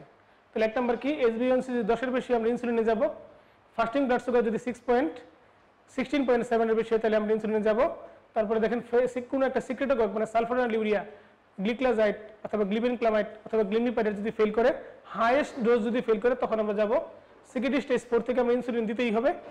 Pregnancy with diabetes মেলাটাস insulin দ্বারা ট্রিটমেন্ট করতে হবে। ক্রিটিক্যালি ইল ডায়াবেটিক পেশেন্ট যদি থাকে তাহলে আমরা ইনসুলিনে যাব। মেটফর্মিন সম্পর্কে মারাত্মক কিছু কথা আছে। মেটফর্মিন কি কি কাজ করে দেখেন, একটা ইনসুলিন সেন্সিটাইজার হিসেবে কাজ করে। সে মূলত ফাস্টিং ব্লাড গ্লুকোজের উপর তার কাজ। সে reduces hepatic glucose production, liver থেকে গ্লুকোজ প্রোডাকশন কমায় দেয়। ইনসুলিন মেডিয়েটেড গ্লুকোজ আপটেক বাড়ায়। সেই ইনসুলিন সেন্সিটাইজার যেহেতু ইনসুলিনকে ঘষা মাজা করে দেয়, সেই ইনসুলিন গিয়ে কাজ করে ব্লাড সুগার লেভেল কমায়। ইন্ট্রাসেলুলার আপনার অ্যাডেনোসিন মনোফসফেট ইনক্রিজ করে, এটিপি কমে মানে এটিপিকে ভেঙে দেয়। এটিপিকে ভেঙে দিলে এটিপি ভেঙে গিয়ে অ্যাডেনোসিন মনোফসফেট তৈরি হয় এবং এটা আমাদের বডির ফ্লাক্স মেকানিজমে হেল্প করে, গ্লুকোনিওজেনেসিসে হেল্প করে। তো আপনার এই যে ইনসুলিনের যে ফাংশন, প্রথম 5টা ফাংশন পড়লে যথেষ্ট, বাকিটা একটু হাই থট, এটা পড়ার প্রয়োজন নেই। দেখেন ইনসুলিন আপনি ইউজ করছেন একটা রোগীর, ইন্ডিকেশন এগুলো আপনি দেখিয়েছেন। ইনসুলিন একটা সাইড ইফেক্ট জানা উচিত। ইনসুলিনের সাইড ইফেক্ট হচ্ছে হাইপোগ্লাইসেমিয়া করবে। ইনসুলিন মেনলি কি করে, হাইপোগ্লাইসেমিয়া করে, ওয়েট গেইন করে। সে একটা অ্যানাবলিক হরমোন, পেরিফেরাল ইডেমা করতে পারে, কারণ ইনসুলিন ট্রিটমেন্ট করে salt and water retention. Insulin salt এবং ওয়াটার রিটেনশন করে বডিতে। ইনসুলিন অ্যান্টিবডি তৈরি হতে পারে ইনসুলিনের বিরুদ্ধে, এটা আগে হতো, এখন আসলে হয় না। এখন আপনার যে ইনসুলিনগুলো দিচ্ছে এটা human analogue insulin, local allergy করতে পারে, লাইপো হাইপারট্রফি অথবা লাইপো অ্যাট্রফি। যেখানে ইনসুলিন দিচ্ছে সেই জায়গার হাইপারট্রফি হতে পারে, সেই জায়গাটা ভেঙে যেতে পারে। এগুলো হচ্ছে ইনসুলিনের সাইড ইফেক্ট। ইনসুলিনের সাইড ইফেক্টের মোস্ট কমন সাইড ইফেক্ট কি, hypoglycaemia. Most common side effect কি, হাইপোগ্লাইসেমিয়া।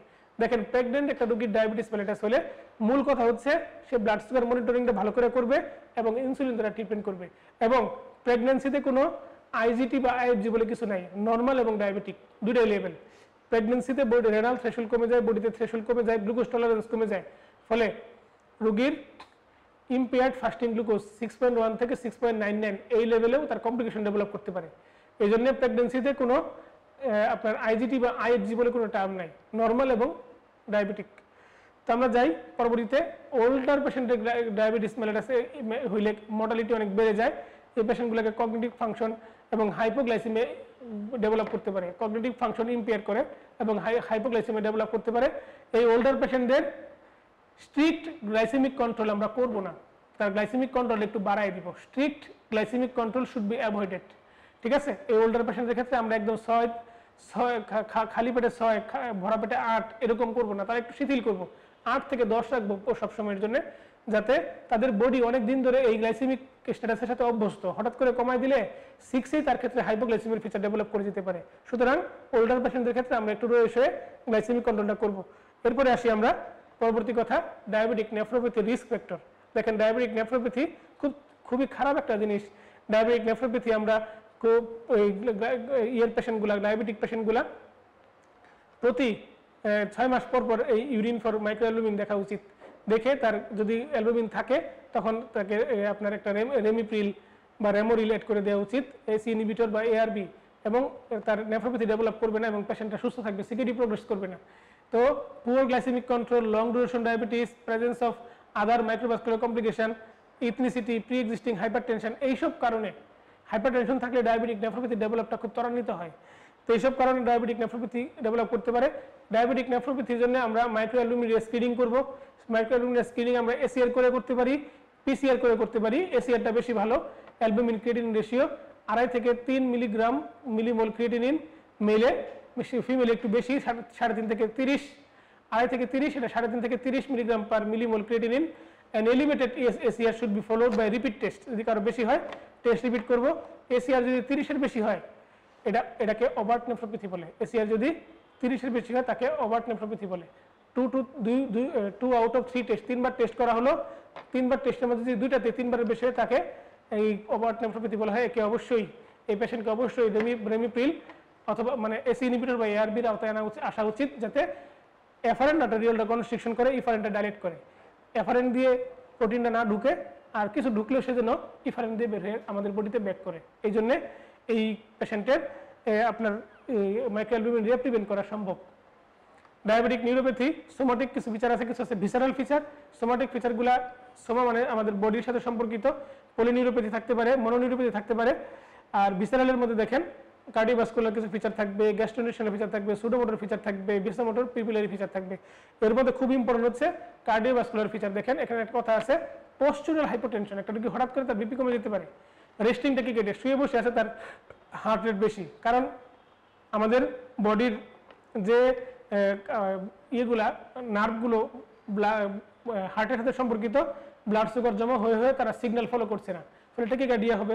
ফিক্সড হার্ট রেট, ইন্সপিরেশনে হার্ট রেট কমে, এক্সপিরেশনে বাড়ে। এই রোগীর ইন্সপিরেশন এক্সপিরেশনে হার্ট রেট ফিক্সড থাকবে, কমবে না বাড়বে না, ফিক্সড থাকবে। গ্যাস্ট্রোনিউট্রিশনাল ফিচার কেন হবে? কারণ ইনসুলিনের অভাবে ডিসপেজিয়া হবে, ইনসুলিনের অভাবে রোগীর গ্যাস্ট্রিক মোটিলিটি কমে যাবে, কারো কারো ডায়রিয়া হবে, কারো কারো কনস্টিপেশন হবে। জেনেটিউরিনারি ফিচারগুলো ইরেকটাইল ডিসফাংশন হতে পারে, রেট্রোগ্রেড ডিসাগুলেশন হতে পারে, সিউডোমোটর, নকটার্নাল সোর্স উইথ হাইপোগ্লাইসেমিয়া থাকতে পারে রোগীর, হঠাৎ করে রাত্রেবেলা অনেক ঘেমে যায়, এরকম পেশেন্ট থাকতে পারে। গাস্ট্রাইটিস সোটিং, খাওয়ার সময় বা অ্যানহাইড্রোসিস, খাওয়ার সময় ফিশার্স ইন দ্য ফিট, পায়ের মধ্যে পা ফেটে যাবে, মানে শীতের সময় পা ফেটে যায় না ওরকম। তারপরে গাস্ট্রাইটিস সোটিং, খাওয়ার সময় তার কপাল ঘামবে, এটার মধ্যে সিউডোমোটর।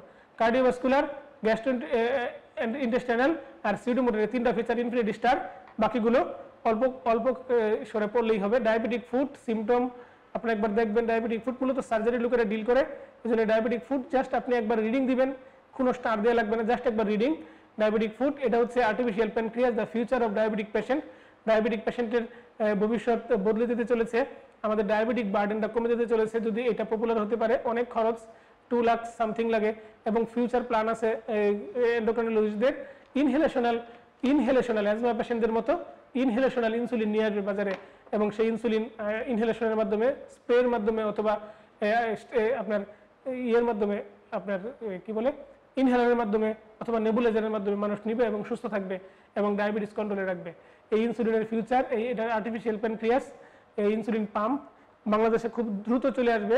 অলরেডি কিছু মানুষ ইউজ করছে এবং খুব দ্রুত এটা চলে আসবে, পপুলার হবে বলে আমরা আশা করছি। আমাদের আজকের এই সেশনে আমরা আপনাদের সাথে খুব সুন্দর কিছু সময় কাটালাম। আমরা পড়াশোনা শুরু করেছিলাম থাইরয়েড দিয়ে, আমরা পড়াশোনা শেষ করছি ডায়াবেটিস দিয়ে। থাইরয়েডের পরে আপনারা অ্যাড্রিনাল গ্ল্যান্ড পড়বেন, আমরা যেভাবে গুছিয়ে দিয়েছি, এবং প্রথমে অ্যানাটমি পড়বেন। অ্যানাটমি যেটুকু আমরা দেখিয়েছি আপনাদেরকে স্লাইডের মধ্যে, এইটুকু পড়লে চলবে। ফিজিওলজি পড়বেন, তারপরে ক্লিনিক্যাল অংশ পড়বেন। আর এরপরে এই পড়াশোনা কমপ্লিট করার পর আরেকবার আমাদের এই পেজটা, সিলেবাসটা, এই বইটা রিভিশন দিবেন। যদি শীট থাকে শীট না থাকলে চলবে, আমরা তো প্রতিটা পেজে আমরা ডেভিডসনের রেফারেন্স দিয়েছি। আপনারা যাতে এই ক্লাসের মাধ্যমে বইটাকে দাগিয়ে ফেলতে পারেন, এই বই সেই ব্যবস্থা করে আমরা আজকে আমাদের কষ্ট আমাদের কাঁধে নিয়ে আপনাদের জন্য সুন্দর হাসি মুখ উপহার দেওয়ার জন্য এই আয়োজন। এই দ্বিতীয়বার রিভিশন দেওয়ার পর আপনি কোশ্চেন সলভ করবেন, শীটের পিছনে কোশ্চেনগুলো, তারপরে কোশ্চেন সলভ করে আপনি অ্যাটলিস্ট 100টা MCQ from MRCP past medicine অথবা পাস্ট টেস্ট বই থেকে সলভ করবেন। সফলতা আপনারই হবে। সুন্দর একটা আগামী প্রত্যাশায় সামনে যে কোনো পরীক্ষা যেন আপনার কাছে প্রশ্ন অসহায় হয়ে যায়। এফসিপিএস পার্ট 2 পরীক্ষায়, পেপার 2 পরীক্ষায়, পার্ট 1 পেপার 2 পরীক্ষায় এন্ডোক্রাইনোলজি অংশটা এবং অন্য সকল অংশই আপনার কাছে খুবই খুবই মাথা নিচু করে দাঁড়িয়ে থাকুক, প্রশ্ন আপনার কাছে হোক অসহায়। এই আশাবাদ, এই ভালোবাসা, এই সুবাতাস ব্যক্ত করে টিউলিপের শুভেচ্ছা জানিয়ে, দেখেন একটা টিউলিপ, রক্তিম টিউলিপ। এই টিউলিপ রক্তিম হয় কখন? যখন টিউলিপকে ব্যাকটেরিয়া ইনফেকশন করে। তো মাইক্রোবায়োলজি ক্লাসে স্বাগতম। ধন্যবাদ সবাইকে, আপনাদের জন্য অসংখ্য ভালোবাসা থাকলো। আসসালামু আলাইকুম।